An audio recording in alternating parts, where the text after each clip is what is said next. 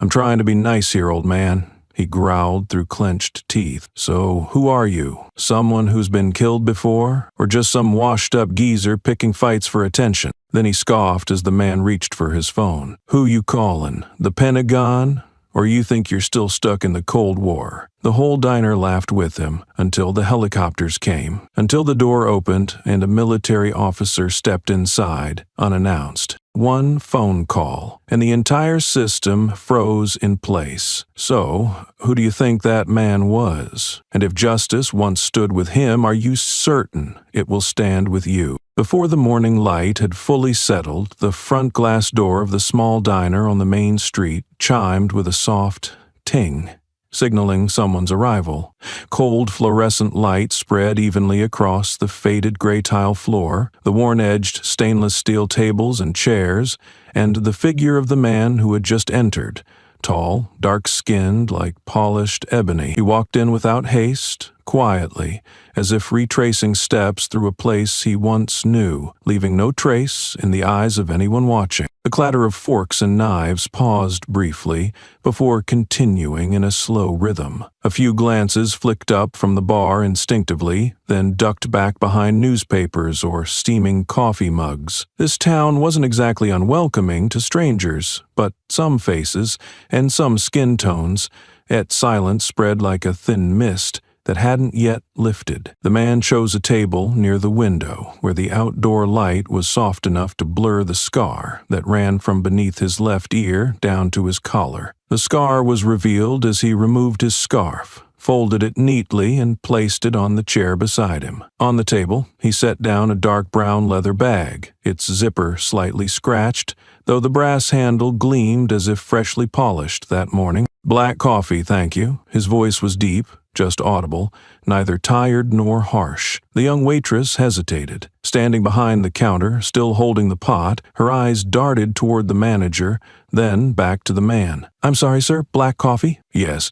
"No sugar," he repeated more clearly. She nodded and turned away. But when he looked up, he saw her whispering something into the manager's ear, then returning to the counter with an uncertain expression. It could have been an ordinary conversation, or it might have been a kind of warning. A moment later, a cup of coffee was placed on his table, along with a small receipt. "I'm sorry, we have to charge in advance now. Morning policy." The girl offered a strained smile, then stepped back. Her eyes avoided his, but her voice tried to stay polite. He said nothing. From his coat pocket, he pulled out a leather wallet and took out a neatly folded 20, placing it beside the bill. His hand trembled slightly as he lifted the cup, not from age, but as if his memory had just climbed a familiar slope. The coffee's strong, hot aroma warmed his throat just enough, but in that air the scent became as harsh as a siren, pulling him back to fog-choked winter mornings at the field hospital, where he'd once waited to recover after each loss. A boy, about 13 years old, sitting in a corner with his mother, turned to look at the man and whispered something. The mother placed a hand on her son's shoulder and murmured just enough to make the boy's gaze retreat, though the curiosity stayed in his eyes. The man looked out the window. The street was beginning to stir. A few pickup trucks passed. Some men in caps walked their dogs. He silently took the first sip. He didn't grimace,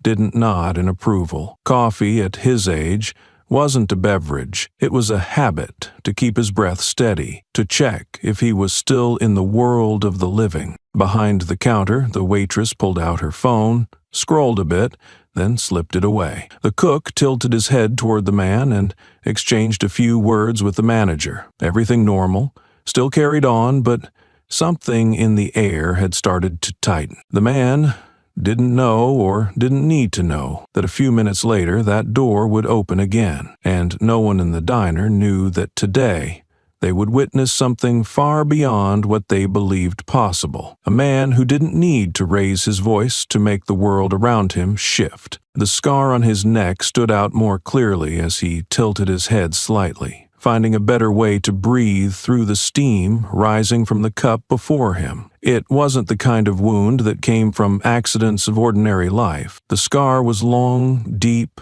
slightly distorting the muscle below his ear, a silent reminder of the place it had come from. Someone observant might have guessed it was not the work of time, but of choice. The choice to walk into fire. The choice to let others live instead of stepping back. The leather bag beside him was placed neatly at the edge of the table. Its corners were worn with time, but the surface remained clean. Near the zipper line, a small silver badge in the shape of a hexagon was affixed, embossed with a sequence of numbers and the image of an eagle. The metal had dulled from wear, but still caught enough light to go unnoticed by most, yet for those who once saluted it, the sight was enough to make them stand at attention. Behind the counter, the manager leaned in to whisper something to the waitress. His voice was low, quiet enough that customers couldn't hear, but his eyes made no effort to hide his displeasure. The man glanced over, catching the moment the girl lowered her gaze. It wasn't fear, but unease,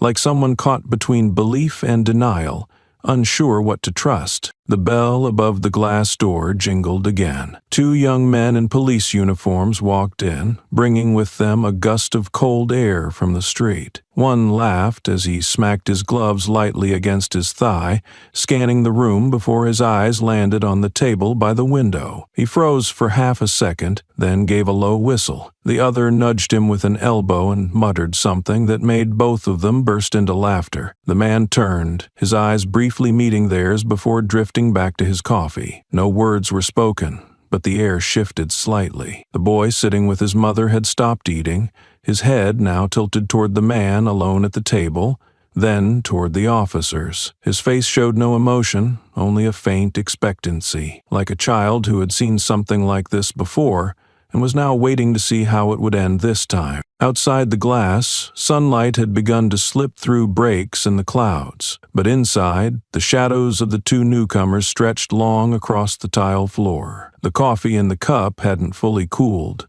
but the quiet morning had passed, and from that moment on, every question left unspoken began to carry weight. The sound of boot soles striking polished tile echoed across the nearly empty diner. 2 police officers entered with a swaggering gait, their eyes sweeping the room as if surveying familiar territory. Both were young, likely in their late 20s, with close-cropped hair and broad shoulders beneath crisp uniforms still marked by pressed lines. One was taller, white, with a hardened face and a half-smile that hinted at something amusing already on his mind. The other wore sunglasses loosely hanging from his collar and walked in laughing, his voice deliberately loud enough for everyone to hear. They froze the moment they spotted the black man sitting near the window. The taller officer narrowed his eyes like someone who had just discovered his morning's entertainment.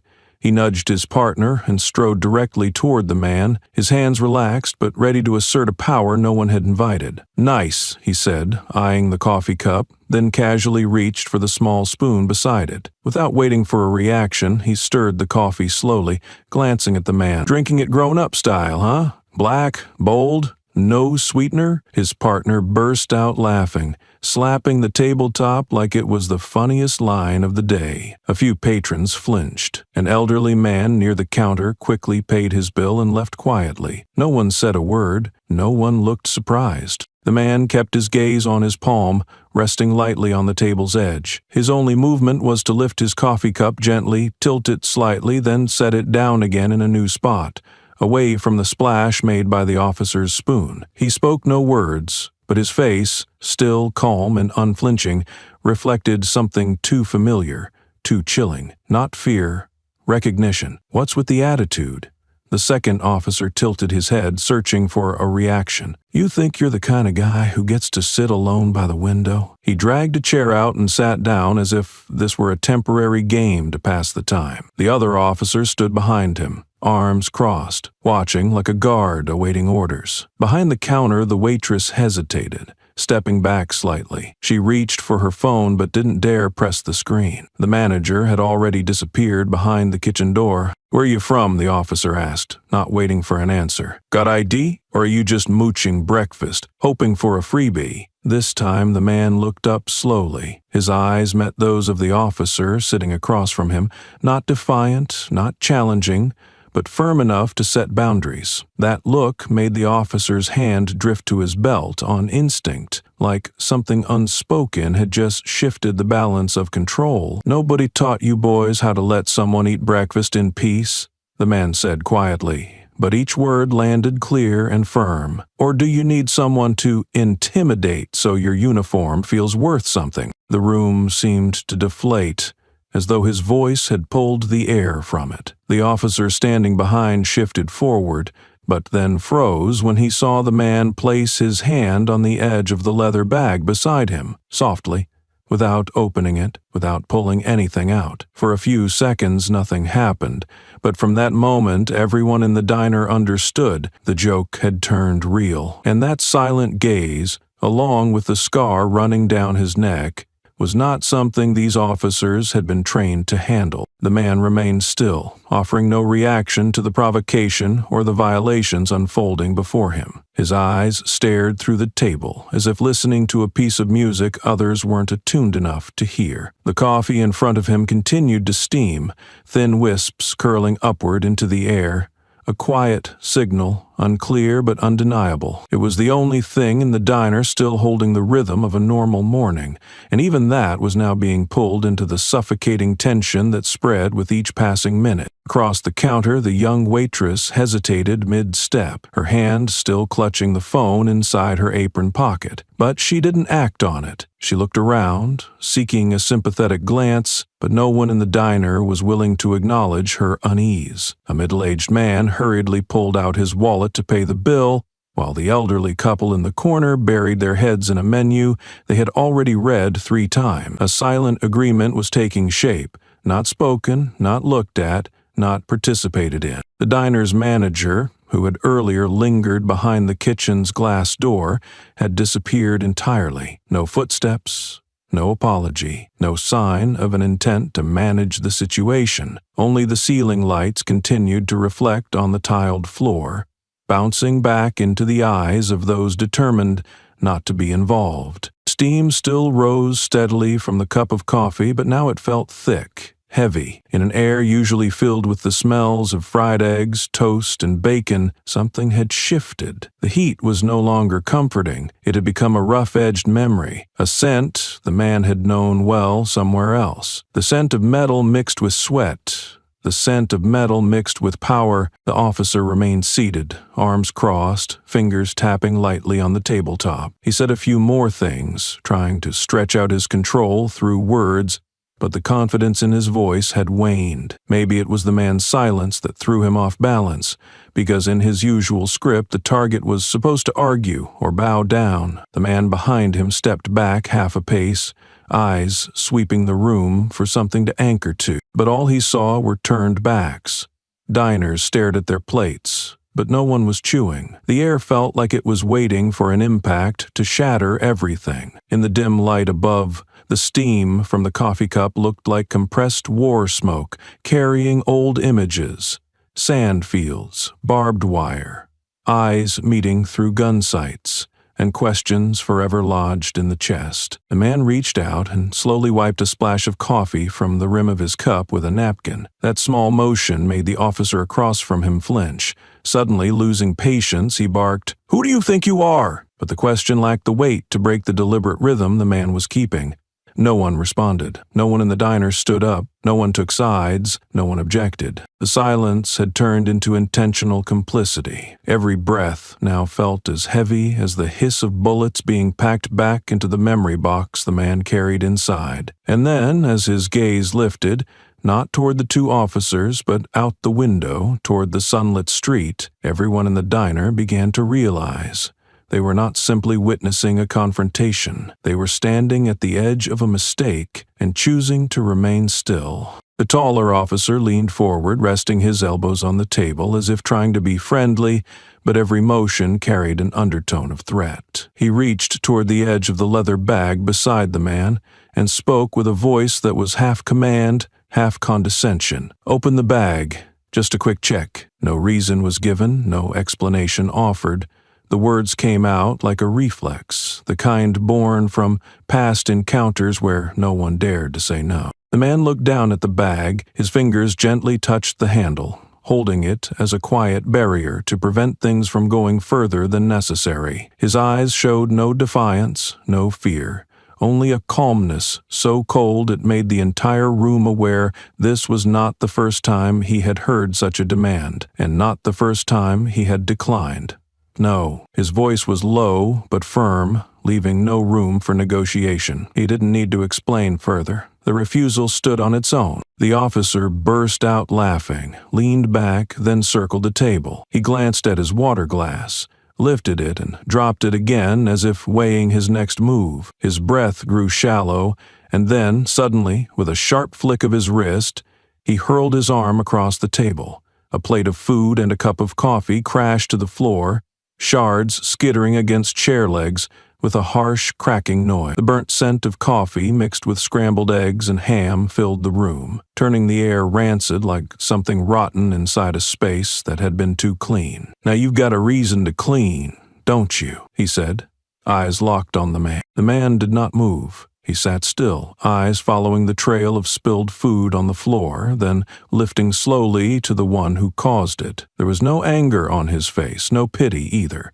He picked up a napkin, dried the coffee from his hands, folded the napkin neatly, and placed it next to the bag. The other officer stood at the edge of the table, eyes watchful, ready to pounce on any action as justification to escalate. But the man did nothing. His posture remained upright, back straight, hands relaxed, an unshaken control honed over the years in situations where others would have already lost it. The diner was silent, so quiet that the clinking of dishes from the kitchen rang clear. A woman passed by the window and backed away when she saw what was happening inside. Behind the counter, the young waitress clutched the edge of the wooden bar, her knuckles pale, lips pressed tight, like she was biting down on something too bitter to swallow. Yet no one spoke. The officer stepped half a pace closer. "I'm trying to be nice here, old man," he said, lowering his voice as if speaking something confidential. "But if you don't cooperate, I won't stay polite." The man looked up. His eyes were not confrontational nor pleading. That look, dense, deep, and heavy, was the kind used to order a full unit to retreat under gunfire, the kind that stopped a man before he made one more move toward disaster. The officer didn't pull his hand from his belt, but for a few seconds he lowered his head slightly, as if instinct had just warned him he was nearing a line that would not be easily undone. The man bent down and picked up another napkin, wiping the coffee stain on his pant leg. He didn't clean the floor, nor did he touch the mess. It wasn't necessary. The disorder wasn't on the ground. It was standing right next to his table, and it was the very thing that had just shifted the entire room. He rose from his seat with a quiet, steady motion, so slow it seemed he was weighing each step, like part of a ritual. The chair slid back with a soft scrape, blending into the strained silence that now blanketed the diner. He leaned over, and his hands, roughened by years of battle and labor, carefully gathered the scattered pieces of sausage, the broken slices of bread, placing them into a napkin spread open in his palm.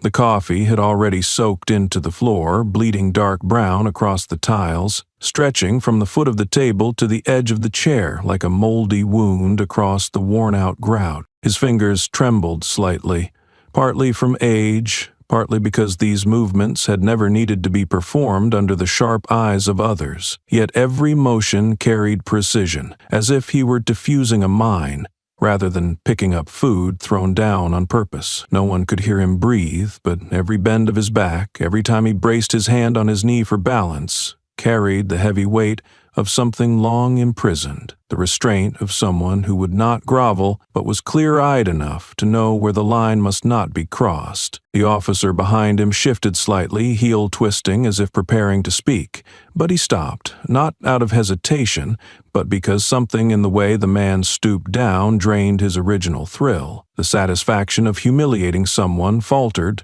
when the person refused to play the victim, refused to crumble or lash out, and instead turned the insult into an intentional gesture, transforming humiliation into a silent form of resistance. In the corner of the diner, near a crooked menu board, A teenage boy around 15 quietly raised his phone. His eyes moved between the old man picking up bits of sausage and the two officers standing like they owned the place. His hand shook slightly, not from fear of being caught, but because something in that moment made his palms sweat. He had seen the videos online, knew the endings they could have, and he understood he was witnessing a version of the truth no textbook would ever mention. He didn't dare get up, didn't speak, but the low camera angle from beneath the table, the phone held close to his chest, and the way his eyes stayed locked on the frame made it clear. Someone didn't want to stay silent, and that small act marked an irreversible shift. Because once that image was captured, those who were used to erasing evidence would no longer be able to wipe away the gaze locked onto them from a small screen. The man stood up straight after picking up the final piece.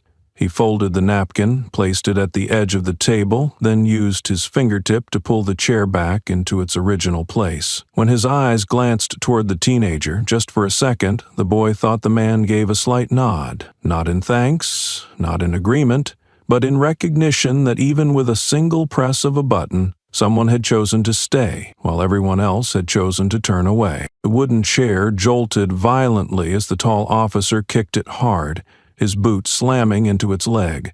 The heavy thud sent a spoon clattering off the plate, striking the tabletop with a sharp metallic ring. He leaned in close, his face now inches from the seated man's, his voice low and raspy, yet each word fired off with purpose, aimed like a weapon between the man's eyes. "So, who are you?"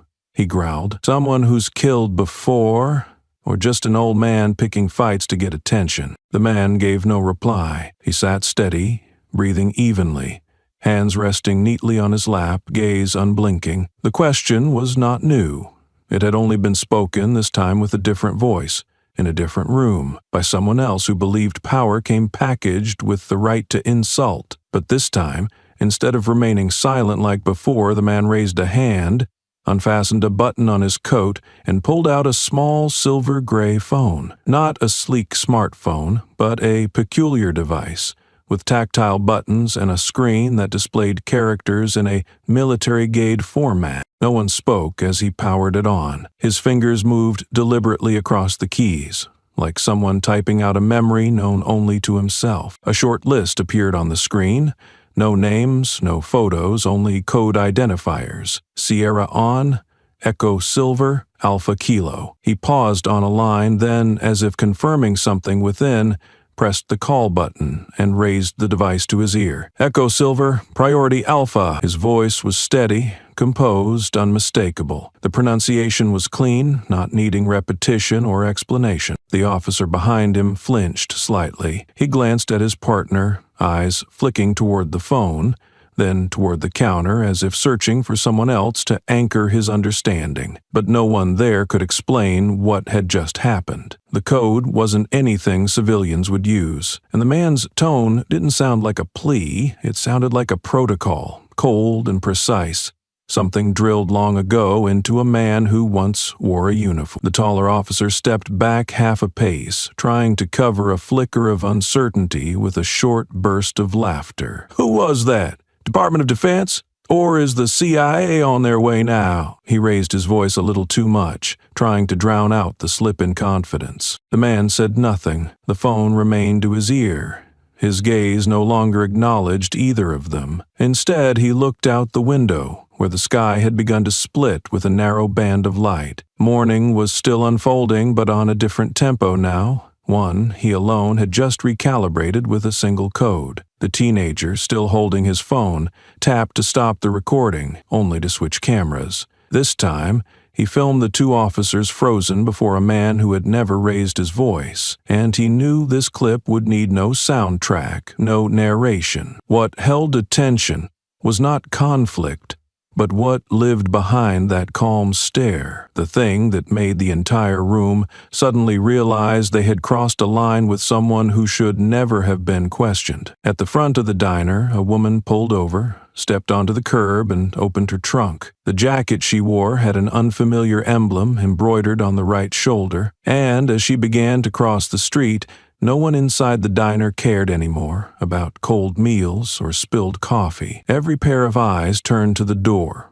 where silence had been replaced by anticipation, waiting for something they couldn't name but instinctively knew would no longer be under the control of those who thought they were in charge. The officer tilted his head and gave a dry smile, as if trying to prove that what he'd just witnessed wasn't worth a second thought. He glanced at his partner, then slowly circled the table, trying to make the motion seem like a safety check.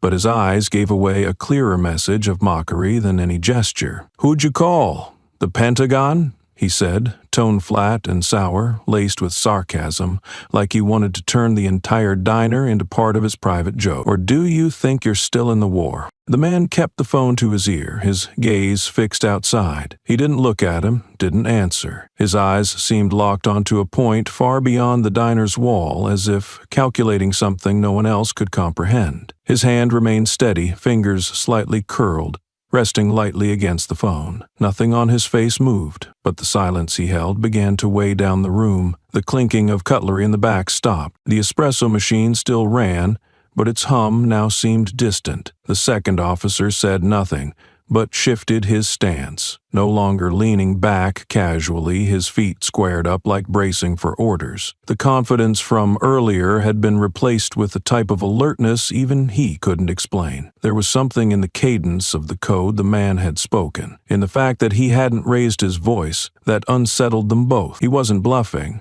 They had just missed something vital. 6 minutes passed. No one in the diner left. No one spoke. Every movement was frozen, like frames in a glitched-out broadcast. Then a sound came down from the sky, a sound no civilian ever mistakes. Helicopter blades, first faint, then louder, tearing through the stillness. Heads turned instinctively toward the window, where the sunlight had begun to fade.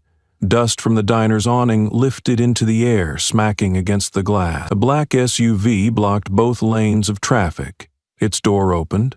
A woman stepped out with purpose, uniform crisp, hair tied high, ID badge gleaming on her shoulder. She crossed the road with measured precision, scanned the scene once, and stopped at the entrance. The door flew open. The air shifted the instant her first heel hit the tile. She didn't need to ask who she was there for. She looked directly at the officer closest to her and spoke with a voice sharp and firm.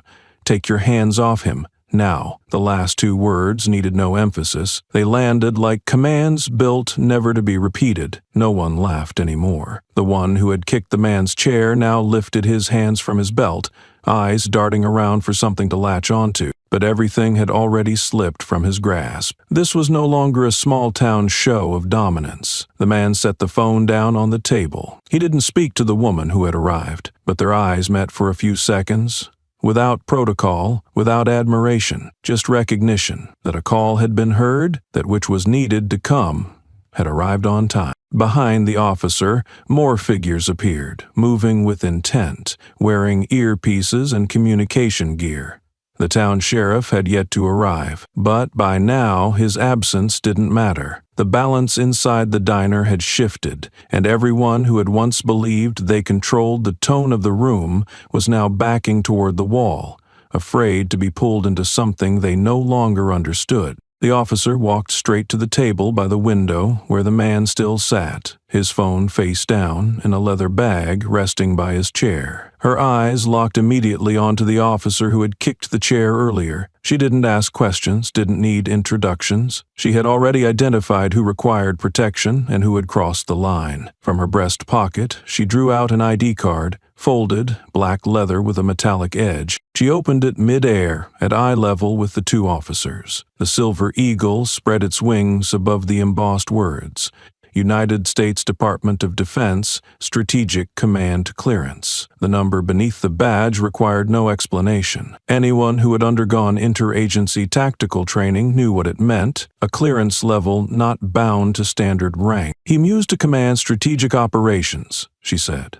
her voice firm and unmistakably clear. "His level requires no presentation of identification, not to you, not to the state police, and especially not during an Echo Silver protocol." Her statement landed like a blow to the spine of the officer standing nearest the table. He instinctively stepped back, his heel striking the chair behind him, knocking into the table and tipping a water glass onto the floor. He didn't pick it up. His eyes bounced from the badge to the man, then back to the officer who had arrived like a storm, wiping away the illusion of control he thought he held. Behind him, the older officer, clearly more seasoned, remained still, his face tense, jaw locked as if holding on to the last threads of authority. He lifted his hand, pointing to the leather bag by the man's chair. "The search order isn't finished," he said, his voice tight, words forced through his teeth. "We still have the right to hold him while we complete protocol. That's state regulation." She didn't change her expression. She closed the badge, slipped it back into her pocket,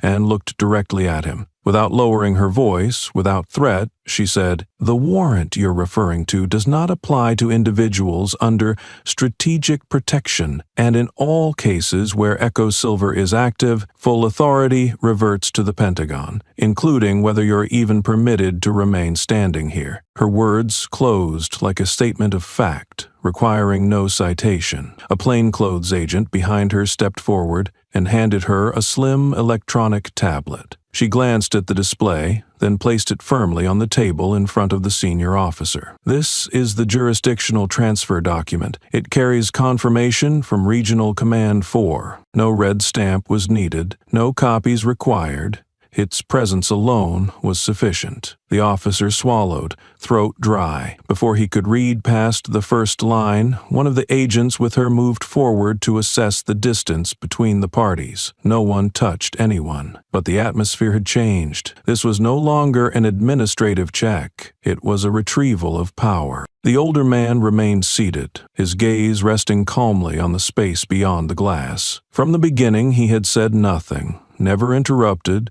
never turned to anyone, as if he already knew what needed to happen would arrive precisely when it must. And now it had. Inside the diner, everyone understood. No one in uniform held authority anymore. The manager, who had been hiding behind the register, stepped out with a face full of tension and uttered the first words since it began. I didn't know who he was." The officer cut him off without turning around. "We don't need you to know.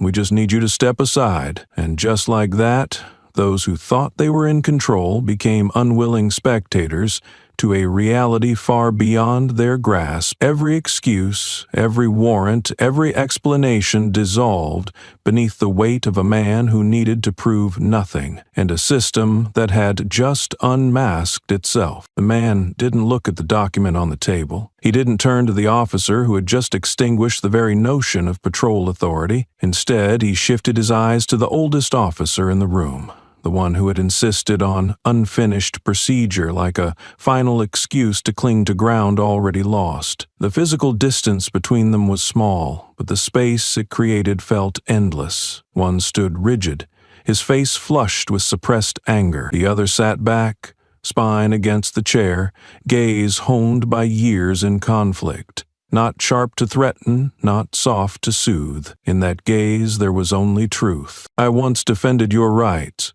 he said, his voice slow, steady, ringing clearly through the room where even whispers had now vanished. "And you chose to use that right to trample me." The words landed like metal. No one clapped, no one made a sound, but everyone heard them, everyone understood them, and everyone felt exactly what those words were doing to the air around them. The older officer stood frozen, his mouth slightly open, hands clenched, then released, as if he meant to say something, but his throat refused to cooperate. The instincts that had saved him in past situations now meant nothing. There was no handbook for this kind of reckoning. No training session had ever taught how to look at oneself when confronted directly with betrayal. In the corner near the espresso machine, an elderly woman buried her face in her hand. She had sat silent the whole time, not speaking, not looking up, as though she had seen this scene too many times before, in other places with other people. But something about the voice, the words this time, had crossed an invisible threshold. She cried, not loudly, just soft tears falling onto hands pressed tightly to the table. The only sound was a quiet sob, just enough to make the waitress behind the counter stop wiping glasses and put the cloth down. No one was smiling now. The younger officer who had once slammed his spoon into a coffee cup stood frozen, the mockery gone from his eyes. The sound of chopsticks on bowls, knives slicing toast, The background music from the old radio on the wall, everything disappeared, as if an unseen force had sucked all the life out of the room. The man looked at the officer for a few more seconds, then turned his gaze to the palm of his hand, where a dried coffee stain remained. No one knew what he was thinking, but his face showed no sign of triumph. It was the face of someone who understood his words weren't meant to shame, but to return a rare opportunity for the other person to ask himself how he had treated others. The female officer remained by his side, shoulders straight, eyes steady. She didn't interrupt. She didn't add anything. Her presence now served as a wall, one that no one could hide behind. What needed to be said had been said. What remained was whether the person it was said to had the courage to face it. The man adjusted the button on his coat. A small but firm motion. The chair beneath him creaked softly as he stood up. Nothing about the gesture was dramatic, but in the eyes of those watching, it carried weight, as if a door was slowly closing, forcing those still hiding in the dark to remain there a while longer. In that small breakfast diner, where everything had once unfolded like part of a familiar daily routine, something had slipped out of orbit. Not because of a confrontation, not because of outside interference, but because one person had refused to stay silent at the wrong time, and because those who believed they were simply enforcing order were finally forced to confront what that order truly meant. 1 hour after the man left the diner, accompanied by the Special Response Unit, no news outlet reported the event. No journalists arrived, and no videos were publicly shared on social media. But elsewhere, buried deep within the private data layers of a veteran forum, the short video captured on the teenager's phone surfaced. No title,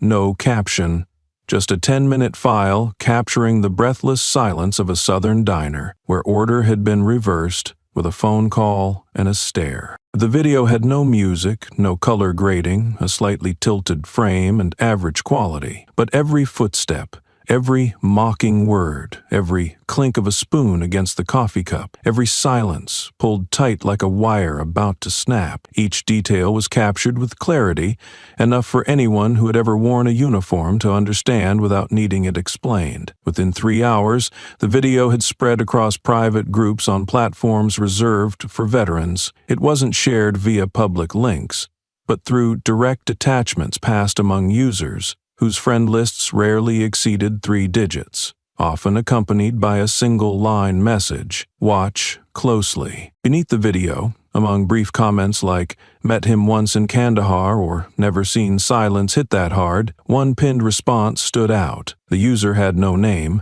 only a scrambled character handle, paired with a profile image of a folded military flag atop a wooden box. The comment read just 12 words, "I know who he is, and you better pray he stays silent." Below it, there were no arguments. No one asked, "Who is he?" Everyone in the group understood that if a man warranted a strategic-level officer to personally activate a code reserved for national threat protocols, he was no ordinary figure. And if the video was the surface, then the depth below was something the government once chose to let sleep until someone foolishly stirred it, thinking they were running a routine morning check. Private messages began circulating among retired officers, former security advisors, and participants in operations never recorded in congressional archives. One asked, "Is that the guy who rewrote East Asia intervention protocols?"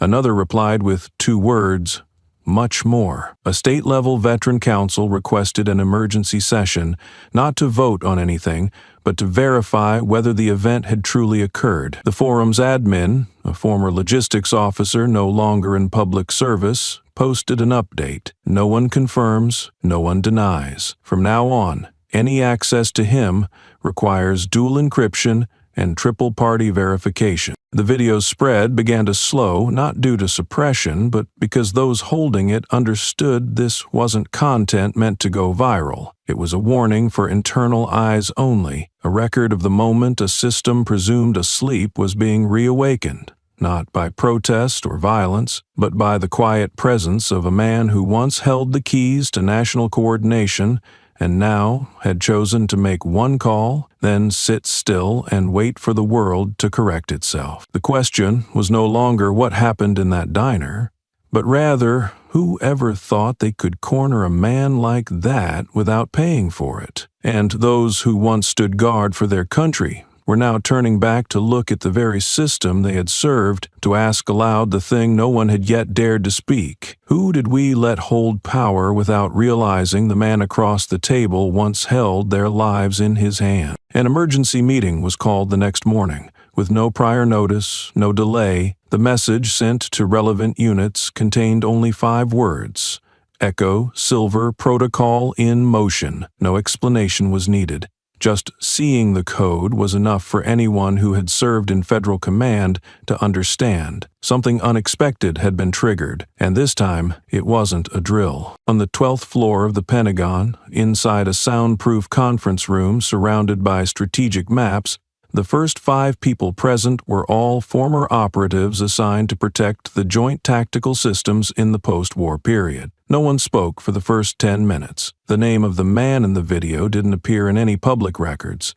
But when a coordinating officer entered the sequence of characters he had recited during the call, Echo Silver, Priority Alpha, the system automatically returned an encrypted file marked Top Secret, with a red warning banner flashing at the top of the screen. Authorized access only. Violation will trigger a security lockdown. Some in the room had never heard the name. Others had, but believed he had withdrawn completely from all operations more than a decade ago. They had assumed he chose to disappear, to remain silent, like many who had grown tired of post-war bureaucracy. But everything in the footage, from the immediate mobilization of the Rapid Response Unit to the calm in his eyes when confronted by police, made one thing clear. He hadn't disappeared. He had simply waited for a reason worthy enough to return. The call and video were analyzed within 2 hours.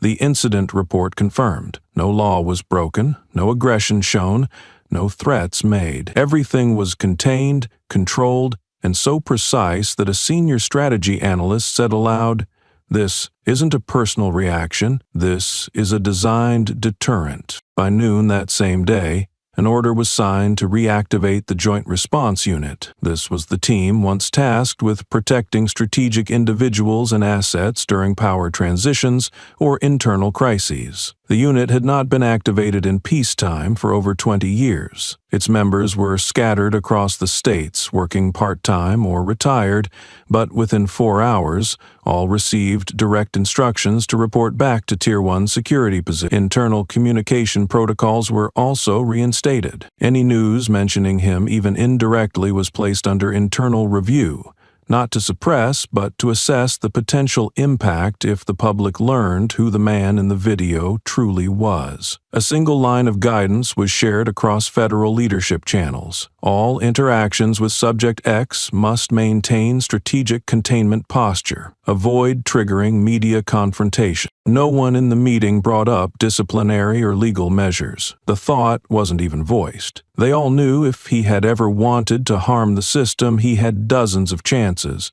In hundreds of ways, no one could have stopped. A senior official, once a national security advisor under 3 presidents, spoke slowly as the meeting ended. "We once built a shell around him to protect what must never surface. Now he steps forward, says nothing, asks for nothing, and the entire system reacts. It's a reminder we forgot. Power isn't held by the one who shouts the loudest, but by the one who stays silent until it matters." No one argued with that. They rose, left the room in silence, each carrying a personal version of what it was like to have worked alongside him. And with every step back down the corridor, each person understood, once he chose to activate Echo Silver, what came next was no longer personal. It was the system forcing itself into a moral test it had avoided for far too long. While the Department of Defense handled the call at a strategic level, on the other side of the picture, the small town where it all began responded quite differently. A press conference was hastily arranged that afternoon,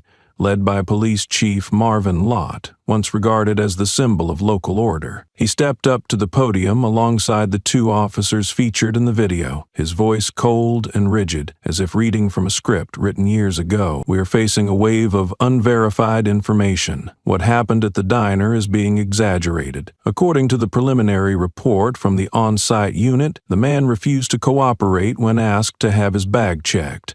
showed signs of resistance, and failed to provide identification. Our officers acted within their function. No one questioned how the internal report had been completed so quickly. No one in the room stood to challenge the discrepancies between his statement and the footage spreading within military circles. Those questions were replaced by applause from a few town council members with long-standing ties to the local police. They didn't need the truth. They needed to protect the belief that if one man could make an entire system retreat, he must be a threat. The official report, just 2 pages long and marked urgent, was sent to federal agencies and local media within less than 8 hours of the incident. The wording was carefully chosen, embedding vague phrases like non-cooperative gestures, potentially misleading demeanor, and failure to comply upon request, all aimed at framing the man's calm behavior in the video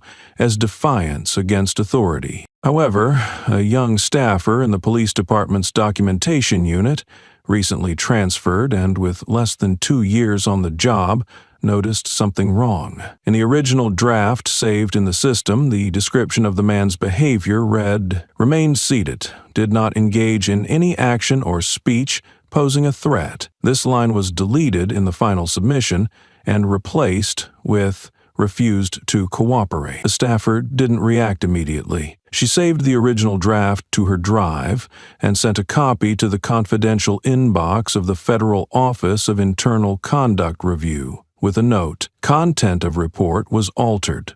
Request verification of original data source. 3 days later, she received a midnight call from an unknown number. The man on the line didn't introduce himself or issue typical threats. He said only one thing: "If you think you're safe enough to play whistleblower, try walking to the parking lot at 7 a.m. tomorrow alone." She did not go, but she understood what it meant. The next day, her employee profile was removed from the system under the reason unsuitable for the work environment. The termination document bore no official signature and included no disciplinary record. She left the town that same week, carrying a copy of the original report and a recording of the call stored on an offline device. As what happened at the diner that day, for the town system, was no longer about a single man. It became a clash between two forms of power, one that had grown used to editing truth to preserve image, and the other, the quiet presence of someone who didn't need to defend himself because an entire higher system had been forced to act on his behalf. And the greatest fear among those who manipulate records is not being exposed, it is not knowing when silence will become speech, or who is already listening. 3 days later, while local police were still attempting to contain the narrative through repetitive press briefings and formulaic statements, a small but powerful event took place far outside their sphere of influence. On a secure internal portal for retired military personnel, an 11-minute video was uploaded from an encrypted account, accompanied by a brief title, "Silver Echo Verified Footage." The video, unedited, unfiltered, and uncompressed, was the full original recording of what had occurred at the diner. It was filmed from a low angle at the back of the room, where the teenage boy had quietly captured everything on his phone. The opening showed biased questioning, abuse of authority, and vague commands issued by the two officers. The man's face never left the frame. His movements, his silence, his gaze, everything was preserved, untouched by voiceovers or interpretation. The turning point came in the 10th minute, when the female officer entered and presented her military ID. The atmosphere shifted instantly, both in sound and in the eyes of everyone present. But what caused the video to spread rapidly within military circles was not the arrival of the Special Response Unit, but the final words spoken by the man, captured clearly on both audio and video. He did not raise his voice. He did not stand. He simply looked up at the older officer who was grasping for authority by citing a non-existent warrant and said, slowly, word by word, "If I once held someone else's life, today I hold my own." No one interrupted. No one replied. And then, as if those words were the closing note, he stood up, picked up his leather bag, adjusted his collar, and walked out of frame. That sentence began appearing across various forums, always in full context, never clipped, never sensationalized. It was not used as a slogan nor turned into a protest sticker. Instead, it became a kind of coded phrase within the veteran community, a sentence capable of unlocking long-buried memories about duty, honor, and the price of silence. The whistleblower, the one who had first submitted the internal report, was also the one who posted the original footage. She did not leave a name, but the digital ID matched an account previously tied to a security violation report filed at a police department months earlier. Once the video was authenticated by data source verification systems, the homepage of the military network displayed a single-line message: Silver Echo confirmed. The phrase needed no annotation. Within the military security framework, Silver Echo is the code reserved for emergency cases involving individuals with strategic command capacity. Confirming that code meant the entire system had to reassess every interaction, every document, and every public action that had taken place around the code holder. No one questioned who he was anymore. No one referred to the diner incident as a misunderstanding, and no one dared remain silent when asked, why was a man like that stopped simply because his skin was darker than everyone else's in the room? That confirmation didn't shake the media because it never entered the public news cycle. But across strategic command levels, officer schools, and logistics control centers, it moved like a quiet alarm, reminding them that some people, even after choosing to live outside the spotlight, still hold enough presence to make an entire system reevaluate itself, simply by refusing to bow at the moment others expected them to. And from that moment on, every attempt to erase his identity became evidence, forcing those responsible to confront what they feared most: a man who didn't have to act to make the structure of power tilt. The article was published on an internal military platform where former officers and military judges discuss strategy, law, and ethics in institutional conduct. The author was a man retired for nearly 20 years, once a federal military court judge, who presided over cases involving excessive force and violations of service members' civil rights upon returning to civilian life. He began the piece without legal citations or statistics. The opening line was a single sentence: "We've built too many monuments to veterans and forgotten to let them live with dignity." Beneath that line was a still image from the original video. An older man, sun-weathered face, bending down to pick up a piece of sausage knocked to the floor by a young officer. The image wasn't sensational, nor overtly symbolic, but placed in the context of the full video, knowing this man had once coordinated decisive defense operations, it became a chilling stab at the conscience of those who had spoken of honoring veterans with polished slogans. "We're used to handing out medals after they're dead," the article continued, "but we flinch at their gaze when they're still alive. They're called heroes as long as they stay silent. They're invited on stage to speak as long as they don't mention what it feels like to be doubted in the very country they defended." Elsewhere, in a modest suburban home in West Texas, a man in his early 50s sat in the living room with his daughter. He wore a gray t-shirt, silver strands in his hair, a face once featured on a military recruitment poster 15 years ago. Now, he was a quiet air conditioning technician living with his daughter and elderly mother, having left service due to irreparable psychological trauma. The little girl, just 8 years old, sat cross-legged on the floor, hugging a pillow, watching the video on her father's tablet. She didn't understand the terminology or know who the man in the video was, but the tension in the voices around him told her this wasn't like the other clips she usually watched. After a long silence, she turned to her father, blinking softly, and asked, "Why don't they believe him?" The man paused. He had been slicing an apple for her, but stopped, the knife still resting in his palm, blade catching the kitchen light. It wasn't that he had no answer.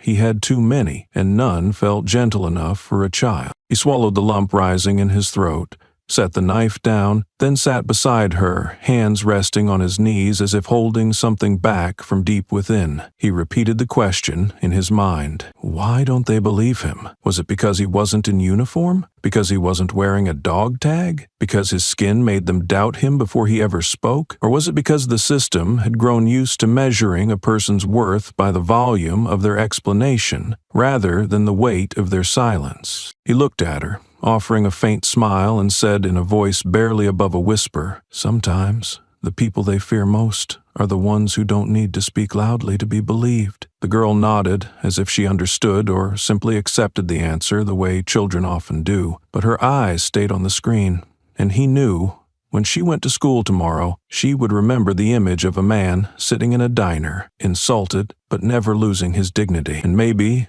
in some conversation, she would mention it, not as a history lesson, but as a family memory, as a wound passed down through honesty, not fear. Within the first week after the original video was verified and shared internally, the response moved beyond private groups or veteran forums. A group of law students, alongside former officers who once served in federal compliance units, launched a nationwide petition to review the reasonable suspicion statute. The campaign, named "Suspicion is Not Justice," began quietly, without advertising or major media, but in less than 4 days it gathered more than 50,000 signatures. They did not use the image of the man in the diner as a symbol, nor exploit his name or story to stir emotion. Instead, they cited the statute word for word, presented cases of its misuse, and called on Congress to re-examine the legality of using suspicious behavior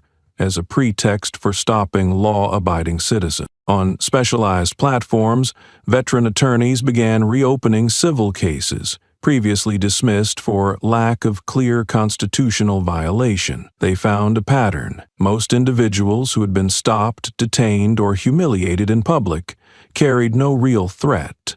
Only a different skin tone, unfamiliar clothing, or a gait that made someone in authority uncomfortable. They began connecting these seemingly isolated incidents into a legal thread strong enough to challenge the premise of the statute itself. Some federal lawmakers, once reluctant to address the issue for fear of appearing anti-law enforcement, began to speak out. One of them, a former peacekeeping officer, said in a closed session, "I used to patrol places where wars had paused, and I never imagined I'd have to fight for the right not to be body-checked just for standing in the wrong spot on American soil." Yet, amid all the efforts to challenge bias through logic and law, the man who had sparked it all remained silent, just as he had been in the diner. He stayed off the record, gave no statements, declined all interview requests from major networks. Despite persistent outreach through official and personal channels, veteran organizations offered to award him a Medal of Honor.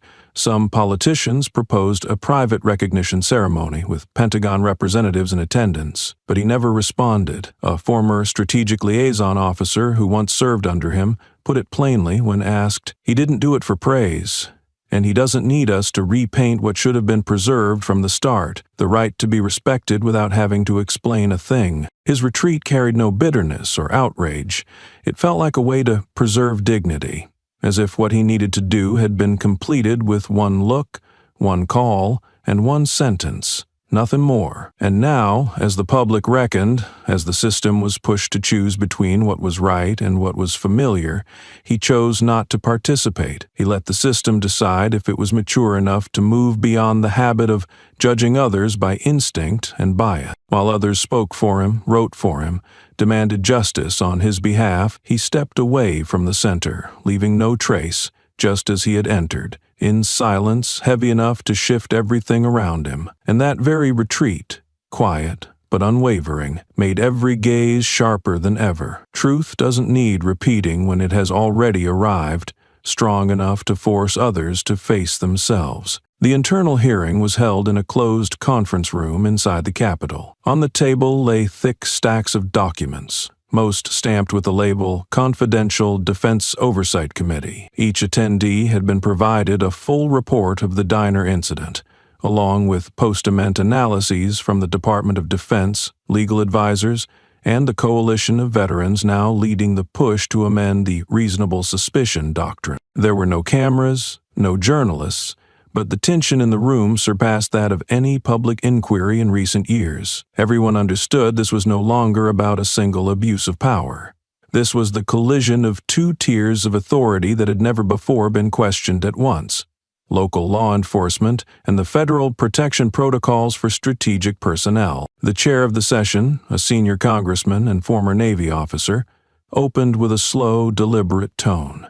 We need to ask an uncomfortable question. When local police act without oversight, do they effectively hold the power to detain anyone, including a veteran who once coordinated national strategic operations? A few in the room averted their eyes. Some flipped through files to locate defensive data, but no one spoke. They had all seen the video. They all knew it didn't require classified access to recognize that the man was no ordinary citizen. He had been involved in multinational operations, entrusted with tiered security controls over documents affecting continental defense, and he had been stopped by 2 patrol officers with no advanced training, simply because he didn't produce ID quickly, and his skin color made them uneasy. A younger congresswoman from the Judiciary Committee sat up straight and looked around the room. She didn't wait for a cue. "If they can treat someone like that who used to be a commander," she asked, voice clear, "what's happening to the rest of the civilians?" No one replied. The question stood as its indictment, not only of the incident itself, but of the system that allowed it. If someone with a strategic background could be openly questioned in broad daylight, what was being assumed about those with no title,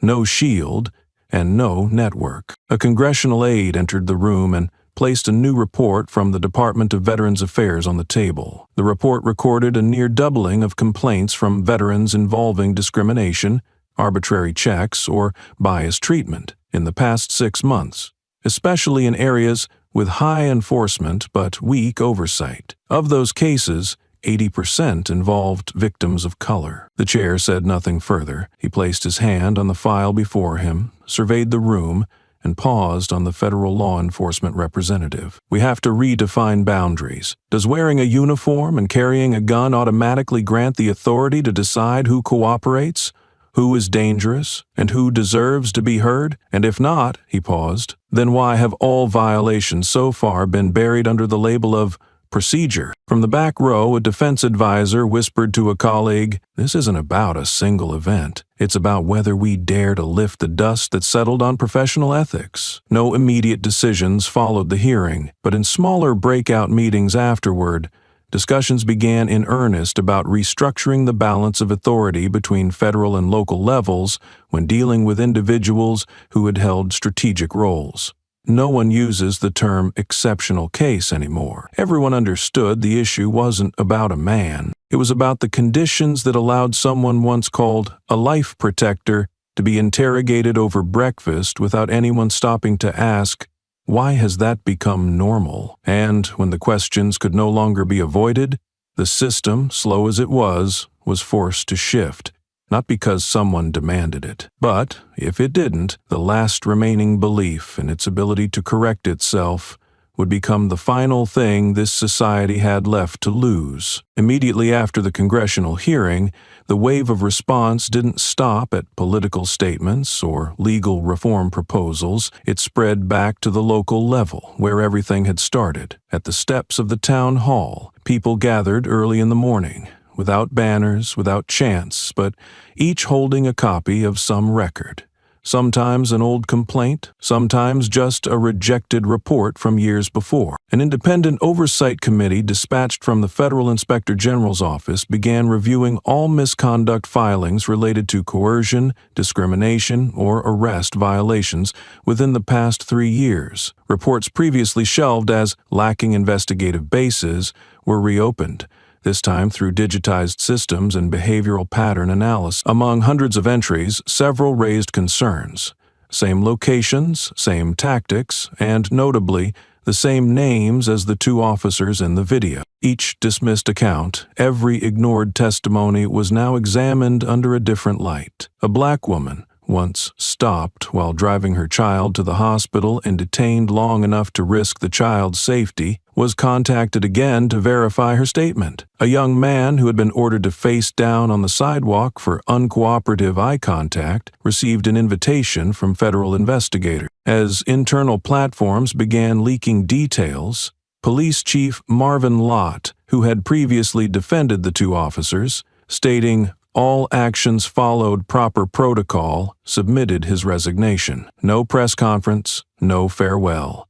Just a 2-paragraph memo emailed to department heads. ending with, "I leave this position hoping the organization will relearn how to listen to its people." Within 36 hours of his resignation, a suspension order was issued for the 2 officers in the video. The order didn't come from the town, but from the Federal Department of Justice. Accompanied by an official notice, both individuals would face a federal criminal investigation, with initial charges including civil rights violations, abuse of authority, and falsification of official reports. The announcement didn't air on national television, but it appeared in every internal bulletin across police academies nationwide. A directive from the Federal Law Enforcement Training Center was sent to more than 200 institutions, mandating the inclusion of Howell case analysis in professional ethics curriculum. No one named the man who had been insulted, but everyone understood. The actions of those 2 officers had become a living case study in the consequences of devaluing human dignity. The story didn't end in remorse, it didn't close with public apologies,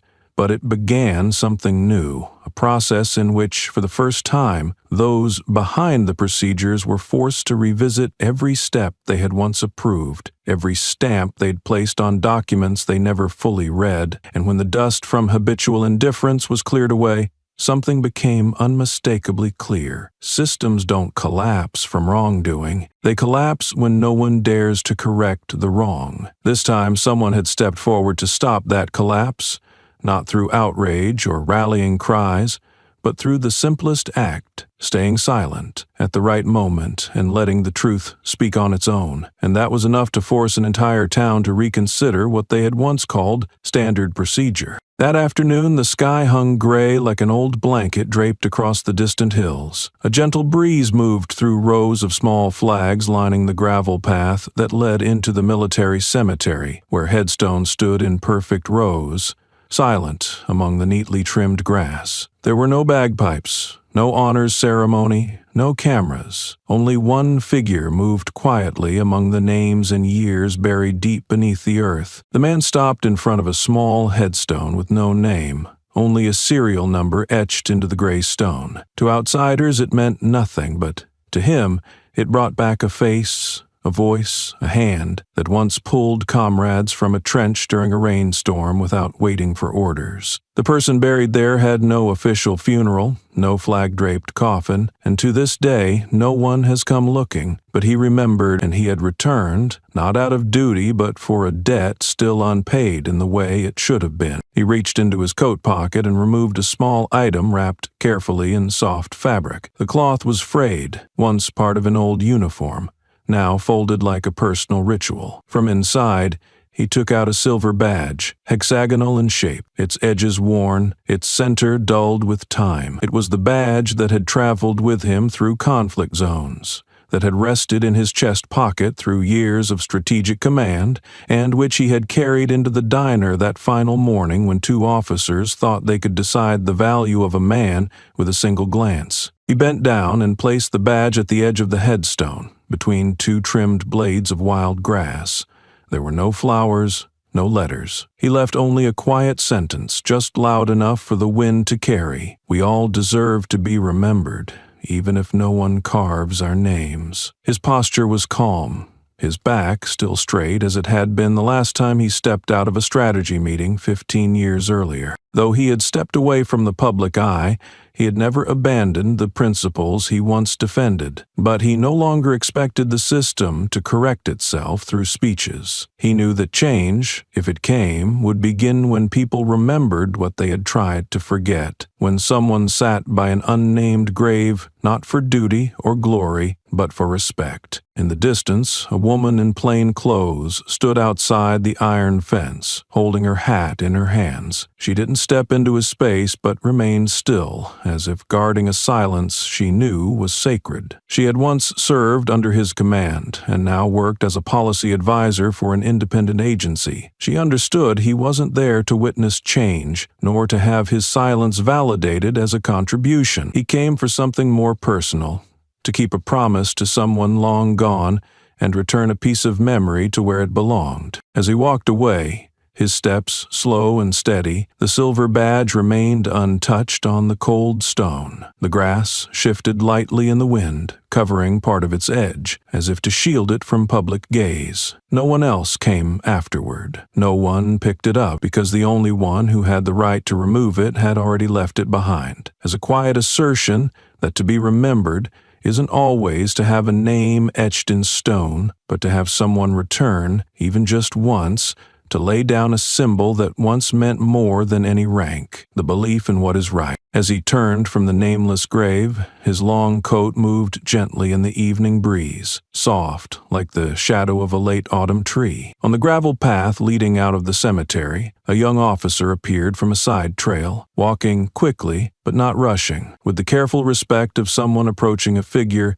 they had only known through training files. He stopped, standing a few steps away. His uniform still looked new, the collar neatly pressed, and his eyes held a trace of awkwardness, as if worried his presence might disturb a moment that didn't belong to his generation. But then, as if needing to say something before the moment passed, he spoke, voice low and sincere. "You made the system look at itself." The man turned, not surprised, and without forced warmth. It was a direct, steady look, the kind once exchanged in closed briefing rooms, where every decision carried the weight of lives. "They don't need to look at me," he replied after a short pause. "They just need to stop pretending they can't see others." There was no blame in the words. They felt like a conclusion distilled from years of observation, experience, and timely silence. He had never asked to be restored in memory, nor tried to reposition himself through media or records. Recognition had never been the point. What troubled him was how people had grown used to seeing through others, as if they were transparent,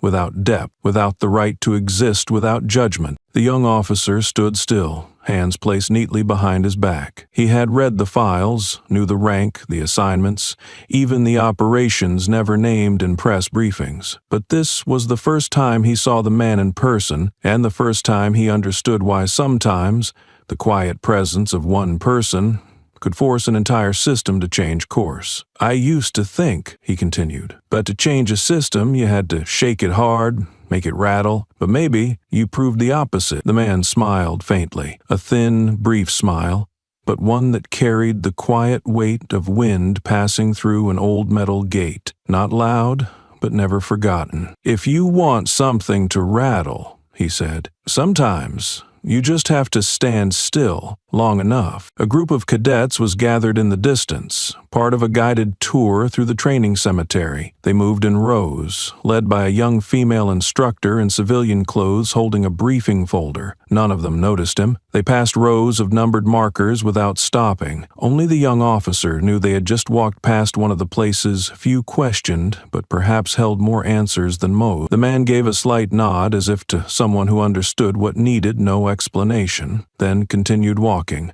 leaving the gravesite without a trace. The young officer stayed where he was, watching until the coat disappeared behind a sparse line of trees. Moments later, he stepped toward the unmarked grave and bowed deeply. No ceremony, no vow, just a silent gesture in the wide stillness. He didn't know the name of the person buried there, but now he knew someone had come back, not to revive glory, but to remind others that dignity does not need to be carved in stone, only protected in the way people treat those no one is required to remember. And perhaps that is what truly changes a system, not resolutions or headlines, but the unrecorded moments where one person stands in silence and another finally sees what they had long ignored. After the congressional hearing and the resignation of Howell's police chief, a special task force under the federal inspector general was formed. Their job was to review thousands of complaint files from southern states over the past 10 years that had been shelved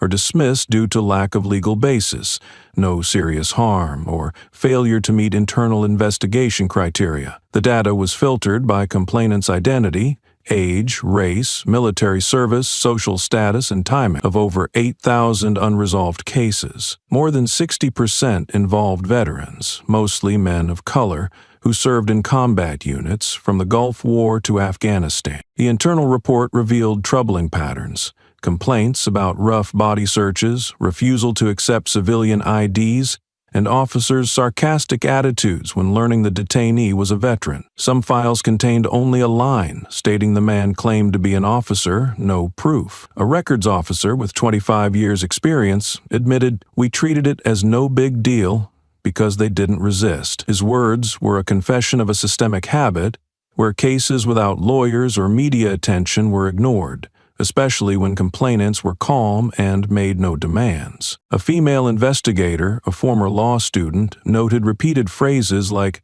"not serious enough," "subjective complainant perception," and "no verified medical impact." Many complainants had served in special missions, received honors, and some still received government post-war care.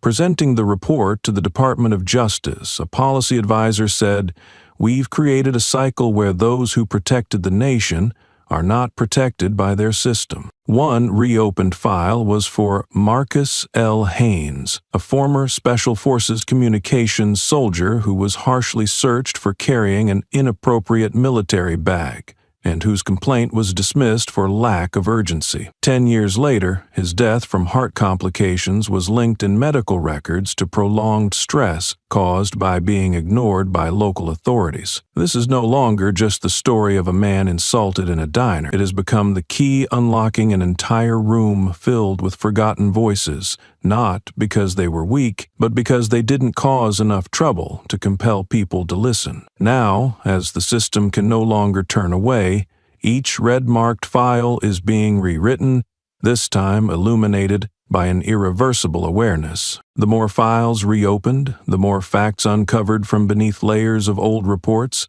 the harder it became to suppress public outrage. On online forums, late-night radio broadcasts, and early morning news discussions, one question increasingly took center stage. If there hadn't been a video, what would have happened? This wasn't rhetorical. It reflected a deep-rooted skepticism that had quietly persisted for years, now forcefully emerging with a concrete, undeniable example demanding a system response. Interviews with legal experts, retired officers, and social activists began repeating the same hypothetical scenario. Without video evidence, the man would have been labeled an uncooperative citizen, offensive actions reframed as necessary inspection procedures, and his silence interpreted as proof of ambiguous intentions. News programs started comparing previously dismissed complaint files to this incident. Independent journalists reported finding nearly 20 similar cases in the same state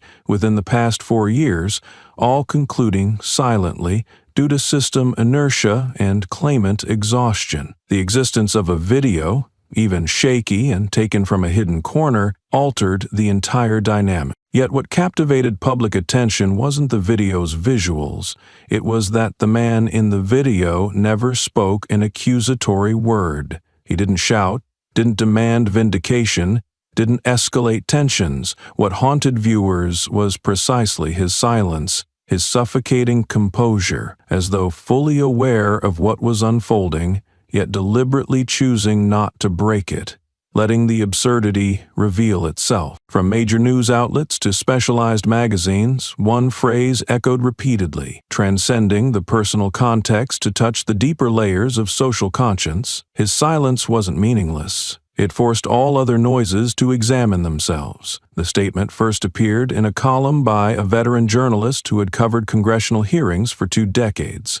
She wrote, "We've grown accustomed to expecting victims to speak out, resist, justify themselves, but he did none of that. He forced the system to hear its voice, and for the first time, it couldn't bear the sound." International media began approaching the story from broader perspectives. A European newspaper called it America's reflective moment. A Japanese writer compared the man's silence to the Eastern cultural concept of ma, a space heavier than any spoken word. Even a strategic defense journal analyzed the intentional silence of someone who once coordinated warfare as strategic behavior, no less significant than any military maneuver. In universities, law and public administration departments incorporated the video into their curricula as a prime example of exercising the right to silence, not to evade, but to resist by mere presence. Students analyzed not just the video's content, but the structure of the exposed truth, revealing parts the system had long learned to ignore. Amidst the multitude of voices striving to analyze, defend, interpret, and propose solutions,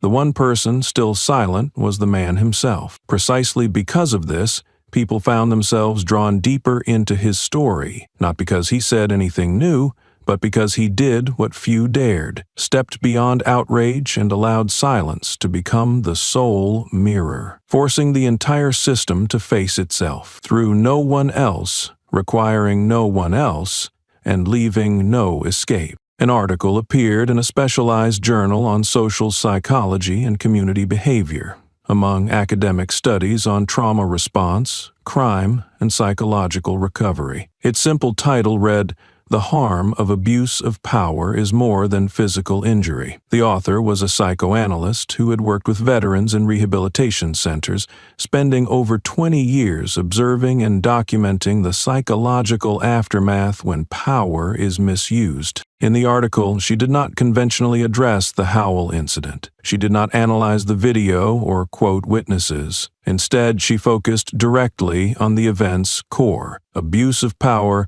leaves not only injury, but also loss of self-worth. It forces a person, once certain of their identity, to question it in public. According to her, the scariest thing is not being beaten, forced, or verbally abused. It is being treated as if one is invisible, as if one's honor, past, and dignity are not worthy of normal recognition. Physical wounds may heal, but the denial of legitimate presence in public life causes a deeper trauma, a trauma unseen on X-rays, but eroding a person's sense of self-worth. The article concluded with a brief but pointed statement. When law enforcement allows a uniformed individual to stand in a diner and see only a dark face where once a comrade's life was held, that system needs no gun to injure. It only needs to continue ignoring. Meanwhile, at a defense oversight office, a handwritten letter arrived, penned in blue ink with rigid, even script, reflecting the control of a rigorously trained soldier. The letter was brief, with no formal heading, but the opening clearly stated, "Sender, former technical officer, Brigade 79. The writer described serving with the man in a special unit unlisted on public maps, where everyone was known only by code and bore responsibilities far beyond the rank on their shoulder. They were not friends and never shared meals, but he remembered the man's stride, how he crossed the front lines silently, and how he kept young soldiers standing firm when retreat seemed impossible. "I told myself," he wrote, "I'd rather be shot than disrespected in public, because bullets don't ask who I am before attacking. But the eyes of the powerful ask me, do you deserve to stand here?" The letter contained no plea, no demand for honor on behalf of old comrades, only a closing line, heavily underlined in slow strokes. If a man like him must stay silent to avoid societal chaos, I hope this system can at least keep others safe without forcing them to bow. Though filed internally, copies of the letter reached policy advisors and were read aloud in a closed meeting on law enforcement ethics reform. The reader, a retired colonel heading the advisory group, offered no comment after finishing. He simply placed the letter on the table and said coldly, "I never imagined witnessing this, not on the battlefield, but inside a diner." And in that moment, silence once again became proof, not by speaking out, but by forcing others to listen more closely to what they had long ignored. No longer the victim's story alone, but the memories of those who stood with them, now choosing to tell, so no one could pretend ignorance. Several months after the incident concluded, legally, A quieter transformation began taking root within the system. Police training curricula changed subtly, without fanfare, through a slim booklet titled Unconditional Respect, quietly circulated among academies nationwide. Just over 30 pages, each paragraph forced future officers to rethink their training, not with crisis procedures, but through a simple yet profound question. Why do you need a reason to respect another person? Young recruits, previously eager to wield authority, were suddenly confronted by their own biases. On the third page, the diner incident in Howell was summarized, omitting the man's name intentionally. Emphasis lay on his silent presence. No crime, no aggression, just quiet resistance, met by the officer's suspicion and fear of difference. Recruits reading this scenario felt uneasy. It challenged them to reconsider how quickly suspicion could turn silence into threat. A new principle, default dignity, was introduced, emphasizing inherent human worth regardless of appearance, circumstances, or behavior. Officers were reminded that respect wasn't theirs to grant, but theirs to recognize. To reinforce this, new trainees faced a unique first test. They entered a room to find a silent individual sitting quietly. Without specific instructions or threats present, they were observed closely. Later, they answered one question. If someone says nothing, do you possess enough humanity not to consider them inferior? This deceptively simple query revealed stark personal truths among trainees.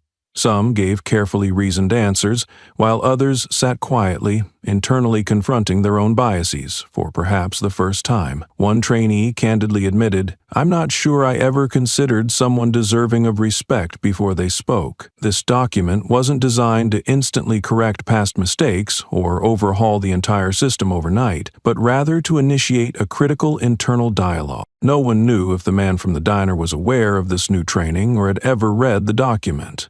But on its final page, beneath First Revised Edition, appeared an anonymous note quoting the internal investigation. There are people who need to say nothing because their mere presence compels society to re-examine itself. The true lesson wasn't delivered through extensive reforms, but through recognizing that sometimes the most powerful catalyst for change isn't forceful confrontation, but quiet presence, an undeniable truth forcing the system to finally look at itself. Amid ongoing public sharing of the video, analysis excerpts, and discussions on the lasting impact of silence, another quiet change took place within the Department of Defense. It was not an official statement, nor a force-wide announcement, but a new code, small, concise, and carrying deep internal meaning, Z01. This designation was added to the classification of special cases, usually applied to incidents involving violations of the rights of retired personnel.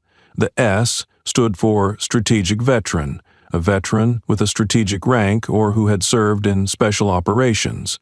The E, abbreviated as ECHO, is the code linked to the Howell Diner incident. The number 01 marked it as the first, a new benchmark in the defense administrative system for cases of racial prejudice or social bias harming dignity. C01 was not intended to assign personal blame. It was created as a system-wide alert, a way for units handling similar cases to prioritize them at the highest level, without dismissing them as civilian disputes or misunderstandings between citizens and authorities.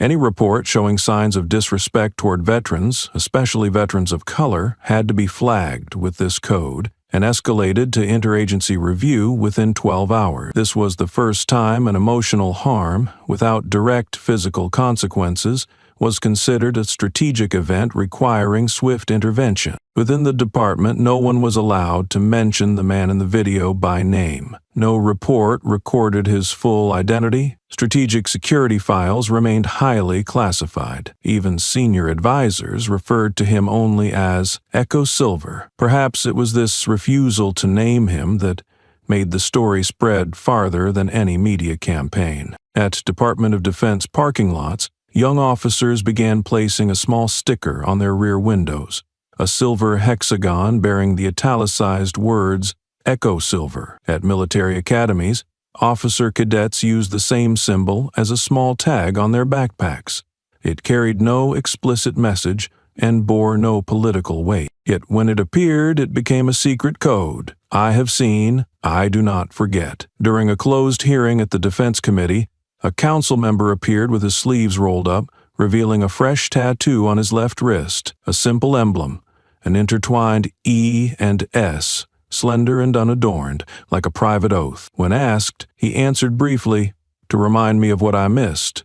No one pressed further. On veteran forums, many shared images of old nameplates removed from offices, replaced by small plaques engraved with Echo Silver, respect without proof, a short phrase with weight, respect without needing validation. It ran counter to what victims had been asked for, papers, verification, and explanations. Now, respect had become the starting point, no longer a reward after inspection. In Western states, rarely mentioned in racial discrimination discussions, silver stickers began appearing on cafe windows, repair shops, and even some police stations. No one required it, yet every place bearing the symbol sent a message. This space had awakened from indifference. Though his name remained unknown publicly, with no biography or official recognition linked to his identity, he was remembered more than any medal recipient, because what he left behind was not a name but a chain reaction,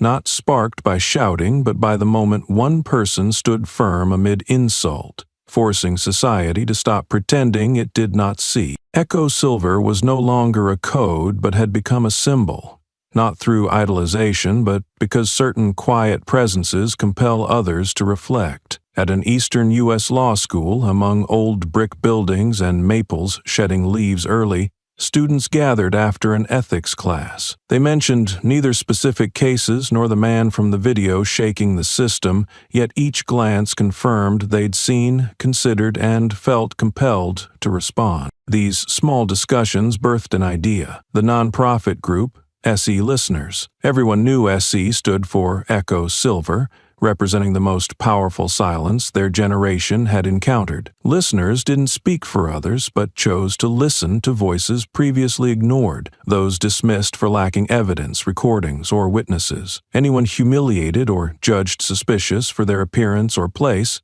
could anonymously share their story, requiring no proof, just acknowledgement. Within 6 weeks, SE Listeners received over 1,000 accounts.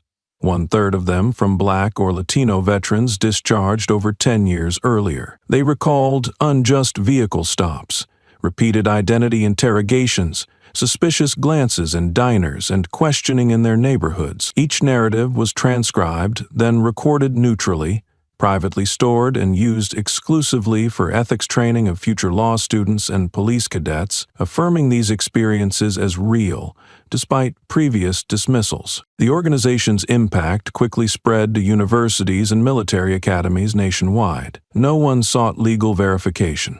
The aim was not proving right from wrong, but affirming voices previously deemed unworthy of full attention. Meanwhile, a simple poster emerged widely, featuring only black text on white paper. It doesn't matter who he is, all that matters is his silence gave others the right to speak. The poster intentionally avoided elevating the man personally, emphasizing instead the values he'd highlighted, truths that don't need to be shouted, wounds valid without scars, and unnamed individuals opening paths for countless others to reclaim their voices. SE Listeners members continually reminded each other that their purpose wasn't correcting past wrongs, but ensuring they never recur. Quietly, their work continued the meaningful silence of that man, through voices finally uninterrupted. On a Monday morning, a resignation letter from a young female officer was posted on the federal police's internal platform, quickly spreading across the system. She had served 2 years in the central U.S., graduated with honors,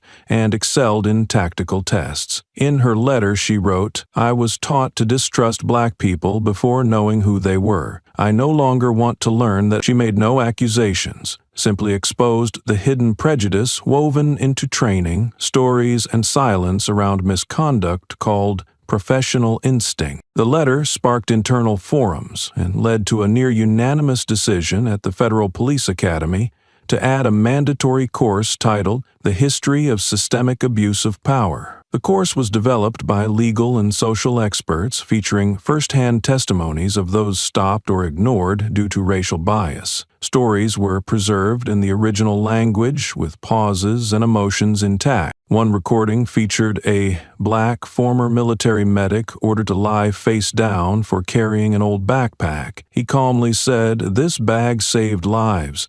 Now it makes me dangerous." This opened the course as a challenge. If you cannot face this honestly, you are not ready for the uniform. The curriculum focused on analyzing silence, avoidance, and labeling such acts as procedure. Each lesson ended with a reflection asking students what they were taught about power and what they chose to accept or reject. After 3 months, over 70% found the course uncomfortable but necessary. A director said, "This isn't an apology for the system, but a warning why apologies came too late." 2 years later, the young waiter who recorded the video is now a law student at a top university. He no longer avoids questions about that morning, but studies the system to prepare for one goal: changing how society sees a person. For his thesis, he chose a seemingly emotionless topic, the legal basis of dignity in administrative encounters. Yet his opening words kept the simple sincerity that made the video touch millions. He wrote, "Dignity needs no identity to be protected. If respect depends on naming oneself or showing badges, what is protected is status, not the person." The thesis analyzed cases from multiple states against current laws, showing how presence in public is often assumed subject to especially when those in power deem someone suspicious. He introduced dignity by default, a term born after the Howell incident. In the final chapter, he wrote, "I recorded a video, not because I thought it was important, but because in that moment, I saw someone whose mere presence made me act. What haunts me most is knowing that without it, he would remain silent, and no one would know what truly happened." His thesis was highly praised and archived for law enforcement ethics. As a committee member noted, "You made the story unnecessary to retell." In a final exam on administrative procedure law, a professor asked, "Rewrite a police report of an identity check without using suspicious or any variant." Nearly 50 students struggled, half wrote nothing, and some gave up early. One admitted, "I didn't realize I'd learned to justify suspicion with jargon until today." Another left a blank paper saying, "Without suspicious, I don't know how to start." The professor deducted no points and said, "If you can't describe someone without bias, you're not ready to write about people." He then shared a model report focused on facts and actions, not assumptions. The exam became required for federal legal officers. The professor had once read the thesis of a student who silently filmed an event years before, unknowingly teaching a generation to describe people without labels. Now, no one needs to know his name, but no one can deny the change sparked by a small phone and one man's silent dignity. The next generation's task is clear: listen, write, and never lose someone just for standing still without explanation. On a late autumn morning, just as the story seemed to have settled after multiple hearings, curriculum changes, and the quiet withdrawal of the man who once shook the system, a short letter appeared in the Veterans Affairs email inbox. No sender name, no contact information, no subject line, just an attachment, typed in default font, plain and unformatted. Within hours, it was printed, passed hand to hand, and spread throughout law enforcement as an unasked-for confession that no one could ignore. The letter opened abruptly. "I was one of 2 people there that day." The words were simple, without flourish or lengthy explanation. The writer did not excuse or contextualize his actions. He wrote as if each word was pulled from an old wound, not to defend, but to expose. "I thought I was a law enforcer, but I was only someone standing near power, afraid of the truth." This sentence appeared mid-letter, isolated like a standalone clause among countless administrative reports written by formula. No defensive words followed. The writer recalled standing before a man who showed no resistance, said nothing, and avoided direct eye contact. It was that calmness that unsettled him. He admitted, "I waited for him to act out of line so I'd have reason to act. But he didn't give me that. He didn't get angry, sarcastic, or confrontational, and I began to fear, not because he was dangerous, but because he made me feel small." The letter was no longer than 2 pages, but enough to stir those who thought themselves immune to shame. Unsigned, yet everyone who read it knew only one of the 2 men present could write such details. Near the end, the writer described the moment the old man called, speaking nothing but a series of codes. "I stood close, heard every word, but didn't understand their meaning. I thought he was trying to intimidate until I saw the silhouette of a uniform outside the window. That's when I realized he wasn't calling to save himself, but to preserve what was right before we ruined it beyond repair." Once released, the letter quickly reached state police units, training academies, and internal discussion groups. In a private forum for retired officers, one wrote, "I haven't felt touched inside for years. This letter doesn't disgrace our profession. It names what we have long avoided." At a training facility in Chicago, the letter was printed and read during a core session. No one spoke afterward. There was only an hour of silence. No interpretation, no questions. A veteran instructor said, "If one of us dared to write this anonymously, then the rest must have the courage not to ignore it." No one confirmed who wrote the letter. No IP was traced.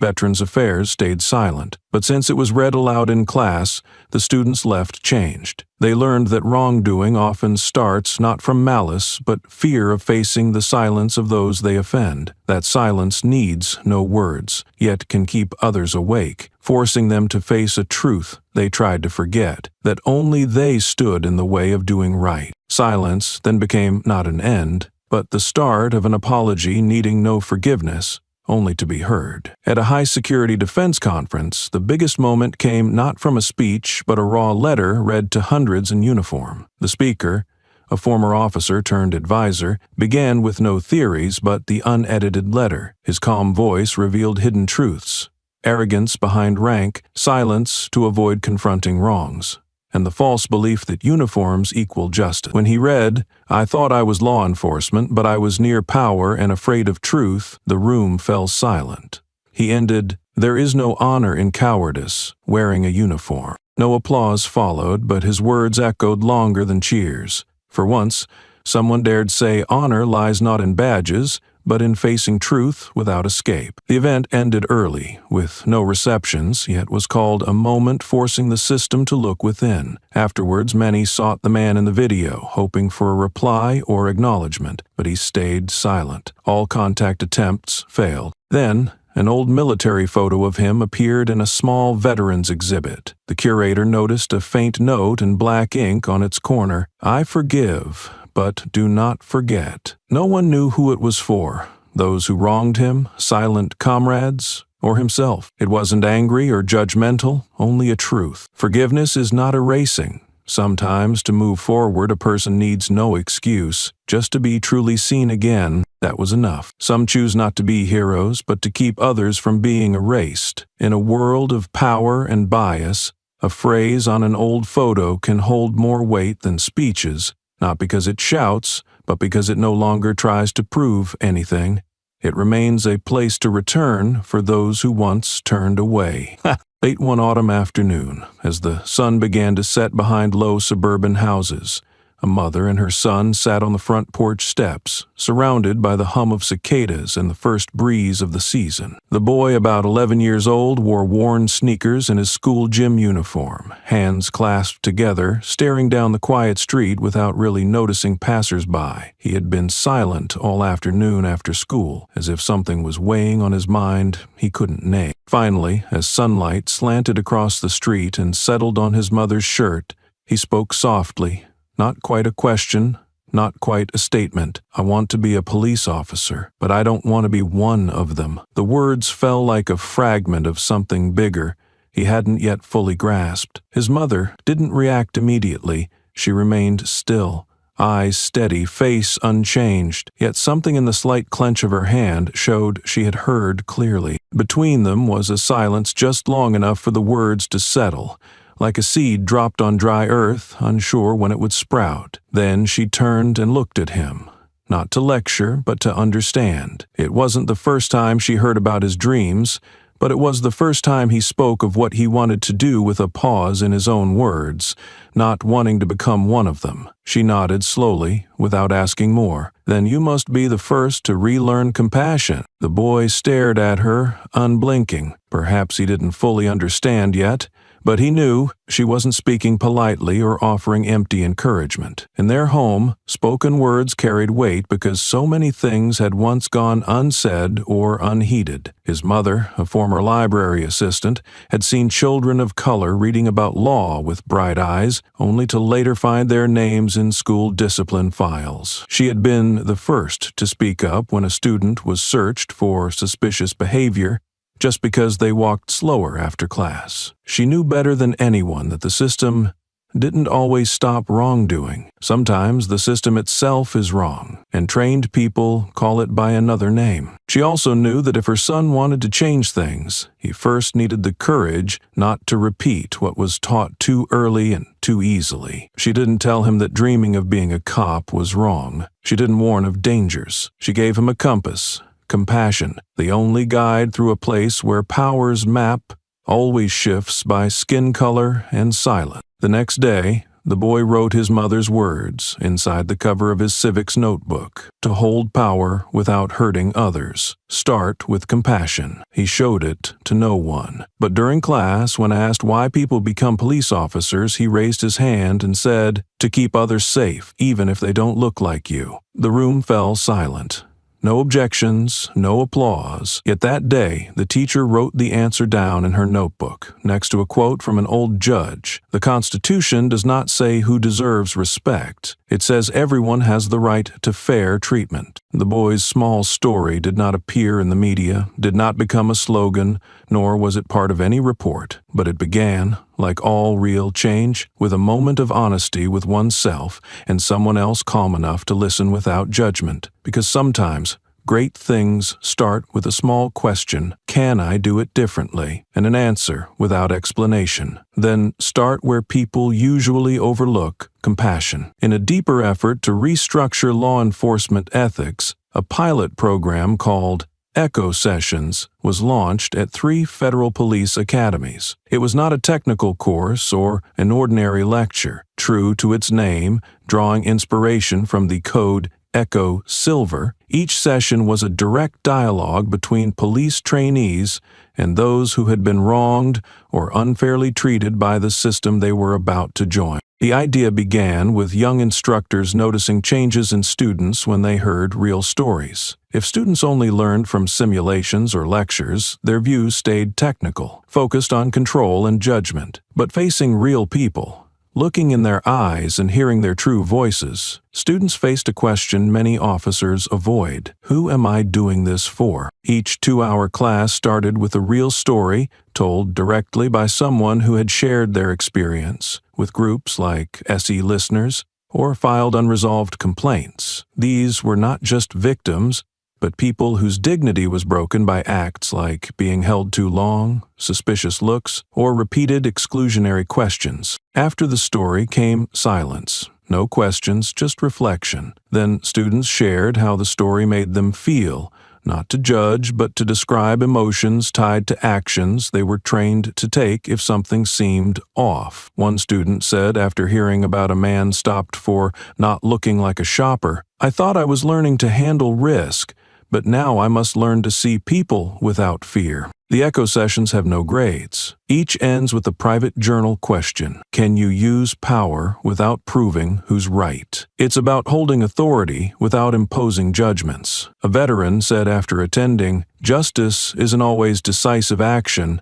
Sometimes it's stepping back while keeping dignity." The program quietly grew to 6 sites in a year and became part of police training standards. A director said, "We don't make perfect officers, but if they stop listening, the system protects nothing." In every classroom, a phrase is chalked on the board. They don't need you to prove they're right, just don't make them prove they're human. During the autumn session of Congress, amid budget proposals and tariff adjustments, A brief 7-page petition became the hottest topic. Prepared by an independent legal team alongside representatives from veteran and civil rights groups, the proposal, titled "Limits on Body Searches Without Demonstrable Cause," was presented to the House Judiciary Subcommittee as the first official effort to redefine law enforcement's boundaries in citizen interaction. The proposal did not call for abolishing searches, but demanded higher standards for any physical contact with citizens or their belongings,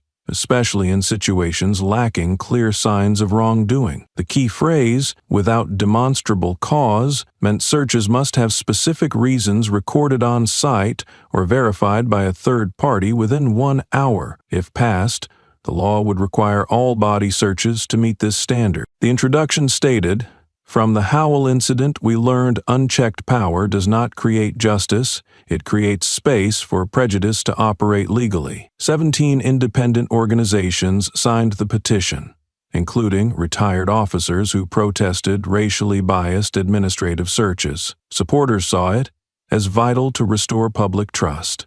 A former Homeland Security strategist said, "No one opposes crime prevention, but when prevention justifies touching innocent people, we're not stopping wrongdoing, we're nurturing it." Opposition came swiftly. A Florida congressman declared, "Police must have the right to suspect. They can't wait for evidence to react. Sometimes instinct is all that prevents disaster." This argument quickly spread on conservative media and social platforms.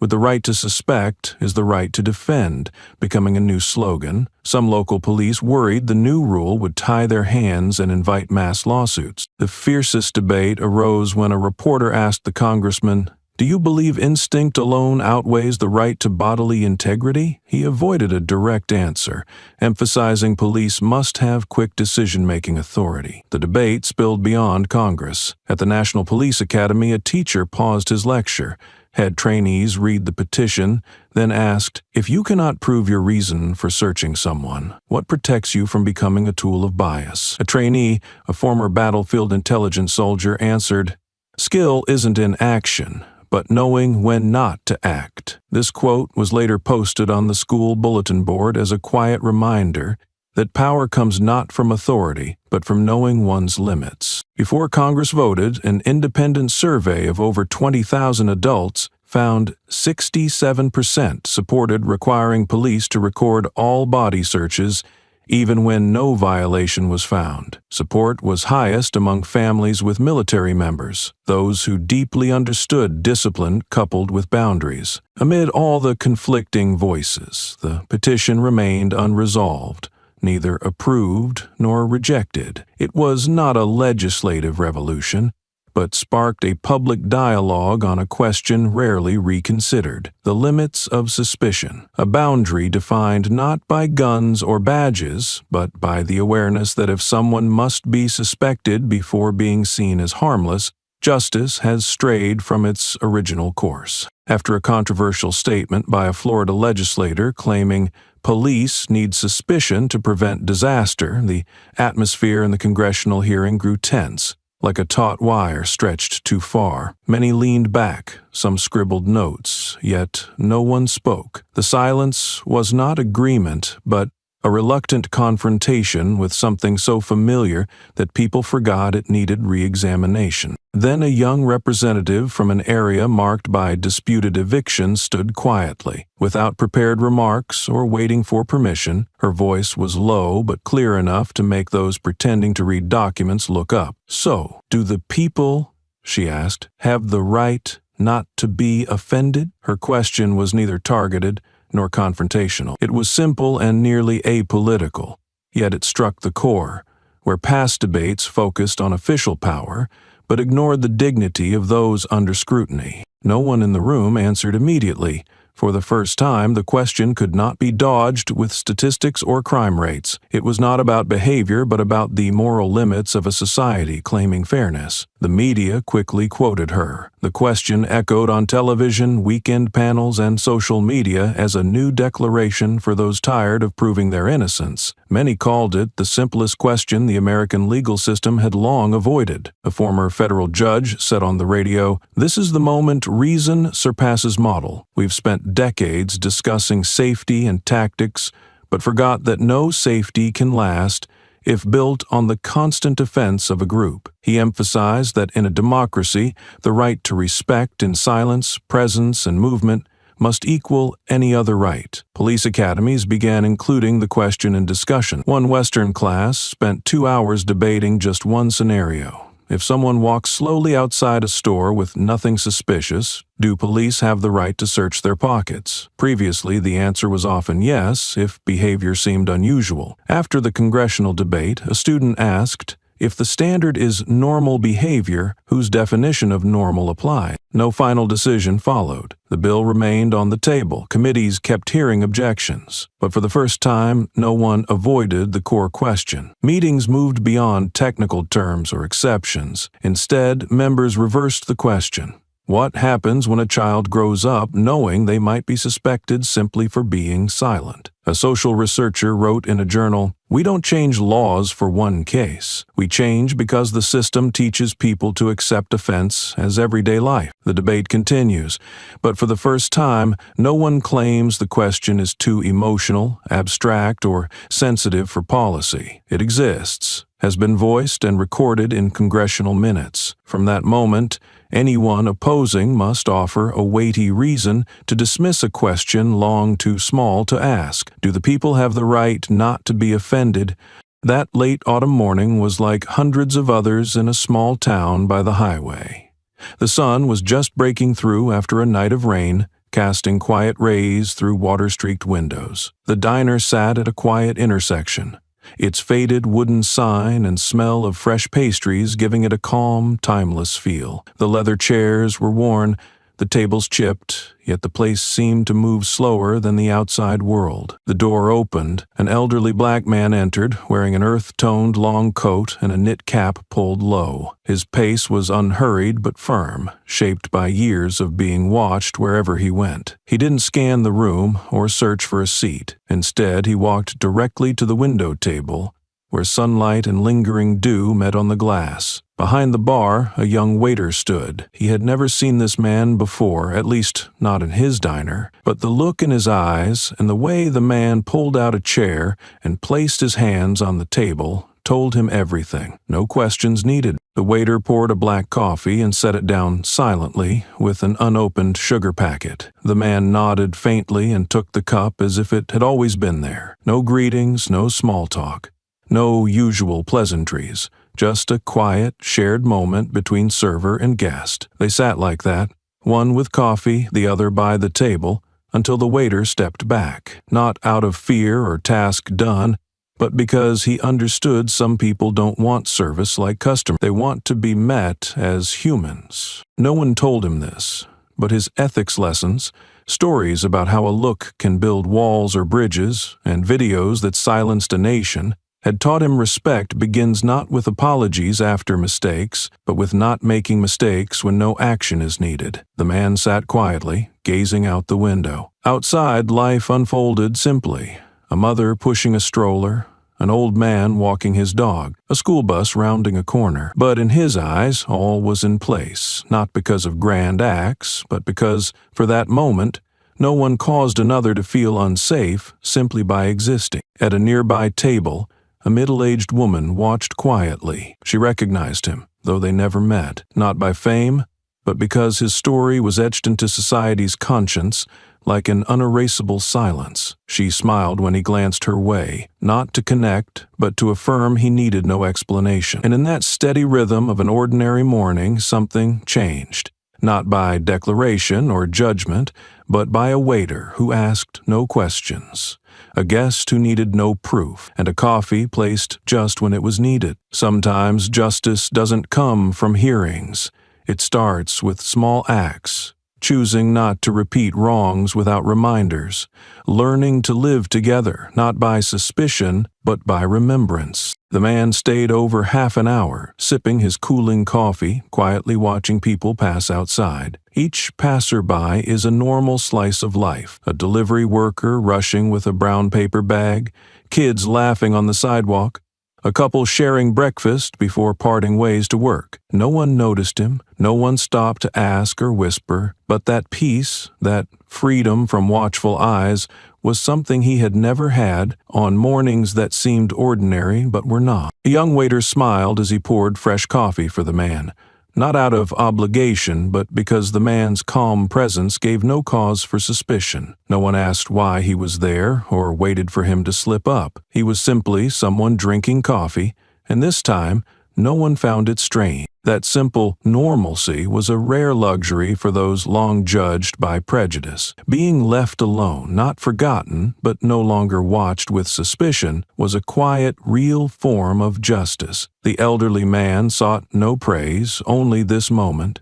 Entering a public space where no one stepped back or pretended to avoid him, where respect was given without question. In a corner, a boy doodled, glancing at the man without fear or challenge, just a child quietly storing a memory of kindness. The man left money with a little extra, not as thanks, but as a subtle sign of his mindful presence. He left quietly, the door's soft chime a silent goodbye. The cafe returned to normal, but in the waiter's eyes, the owner's nod, and the unspoken mood, something had shifted. Change is not always loud. It lives in eyes no longer looking down, in hands relaxed instead of clenched, in breath freely taken among strangers. When a society lets people exist without demanding they prove their right to be there, justice begins to move, from law to awareness, from judgment to acceptance, from fear to facing truth. On a quiet midday when the diner was not crowded, a small family chose a table by the window to eat. The mother ordered 2 pastries and a glass of juice for her 8-year-old daughter,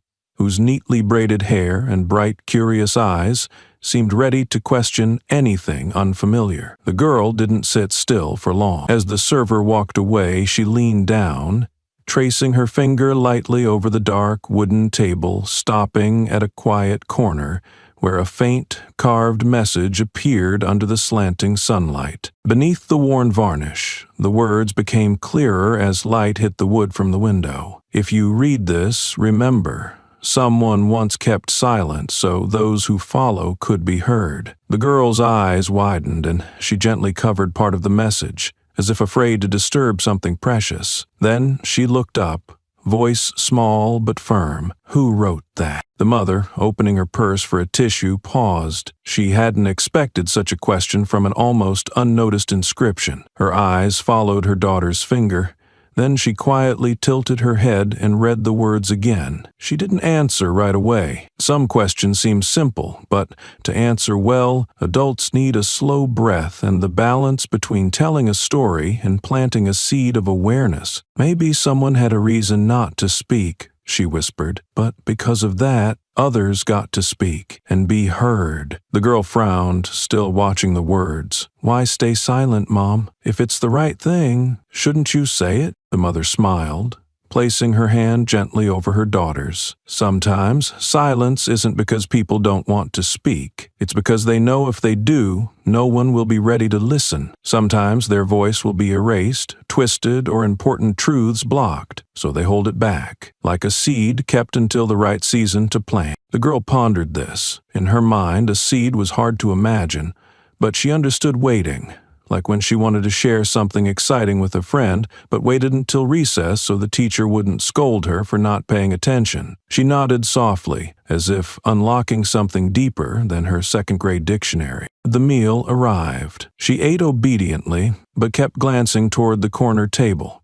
as if the carved words there opened a world she hadn't fully stepped into yet, but now knew existed. Before leaving, she quietly wiped the spot on the table as if to keep that message lingering in the cafe a little longer. Before standing, the mother looked back once more. She did not know who wrote the words, when, or why. But she knew this: the writer sought no recognition or remembrance.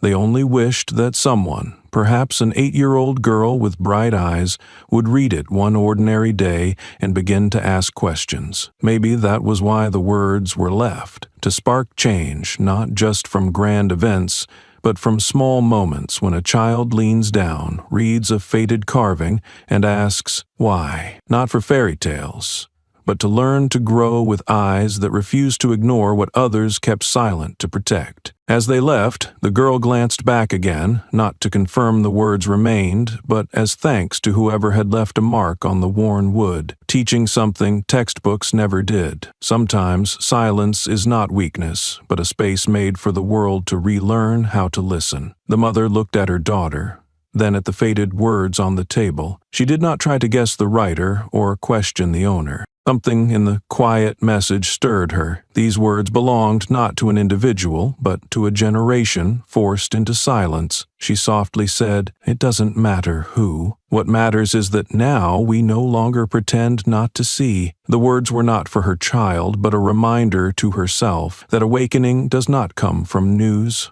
political pressure, or petitions. It begins the moment someone refuses to look away, and the more who stop pretending, the less truth is buried. Above, a slow-turning security camera circled steadily. It had once been set to turn off in the mornings to save power because nothing happened then. But after everything that passed, after videos that made the nation pause, the diner no longer switched off its cameras in the morning. Across police academies and public service training centers nationwide, a new lesson has been added at the start of ethics courses. The first line, printed on a white background, greets every trainee, not a slogan nor a law, but a simple reminder. He said nothing, but that silence awakened an entire system. His story didn't begin with tragedy, nor end in victorious cheers. It started in an ordinary diner and ended in places where people like him had never been before. He did not speak up when insulted, nor did he use his status to erase the truth. He simply held his ground, pulled out his phone, and entered a code. That act, unassuming, without threat, set everything around him in motion, not because he claimed what was right, but because he refused to allow wrong to continue. From that moment, the question was no longer who is right or wrong. It became larger. Why must one's status be special to be treated like a human? And when that question arose, no one dared to remain silent. Apology letters were written, some signed, some anonymous. New courses opened. Law enforcement procedures were reviewed. Most importantly, the public's gaze changed, not just focusing on criminals or victims, but on what was long ignored: how power was accustomed to being used without scrutiny. A law student's thesis said if someone once considered a nobody can change how society treats its people, then every right act we choose today, no matter how small, holds undeniable value. That line was quoted at graduation as a new declaration, not of victory, but of coexistence. The story didn't close with honors. He continued to live quietly as before. Yet in every place he passed, from that small diner to academy hallways, remains something no title can match: a silent but profound shift in how society treats itself. A mother once brought her daughter to that diner one morning. The girl read a faint inscription on the table and asked who wrote it. The mother didn't answer with a name. She said, "Now we no longer pretend not to see," and that was enough. Some stories need not be told fully, just planted right, so those who follow know someone once stood still, letting others move forward. A camera in the diner's corner no longer shuts off each morning. Not because anyone fears exposure, but because people have learned that what is right deserves to be seen, from the smallest acts onward. Like a coffee set down not because it was asked for, but because the server knows some people need no proof to deserve respect. Perhaps this is the unexpected ending. No spectacle, no climax, no spotlight. Just the right things finally finding room to grow, not hidden by bias, not delayed by procedure. Because sometimes, just one person refusing to look away is enough to keep justice from coming too late. And if there is anything to remember from this story, it's not his name, but the choice each of us faces daily: to see or keep pretending not to. What follows, how we move through seemingly ordinary moments, will be the final answer. The question that once forced an entire system to reflect on itself. No official curriculum records his name, yet in quiet corners of small diners, on worn wooden tables, in autumn classrooms where young students are first asked, Can you exercise power without losing people's trust? He remains there, not as a main character, but as a silence large enough for a whole generation to slow down. He does not need to be remembered. What he silently preserved that day lives on through the choices of those who never met him. The choice to listen instead of doubt, to slow down instead of control, and to place dignity above judgment. Because ultimately, justice does not start with a verdict. It begins with a look, no longer dismissive, a gesture, no longer wary, a person who chooses not to turn away. And sometimes just one person like that is enough.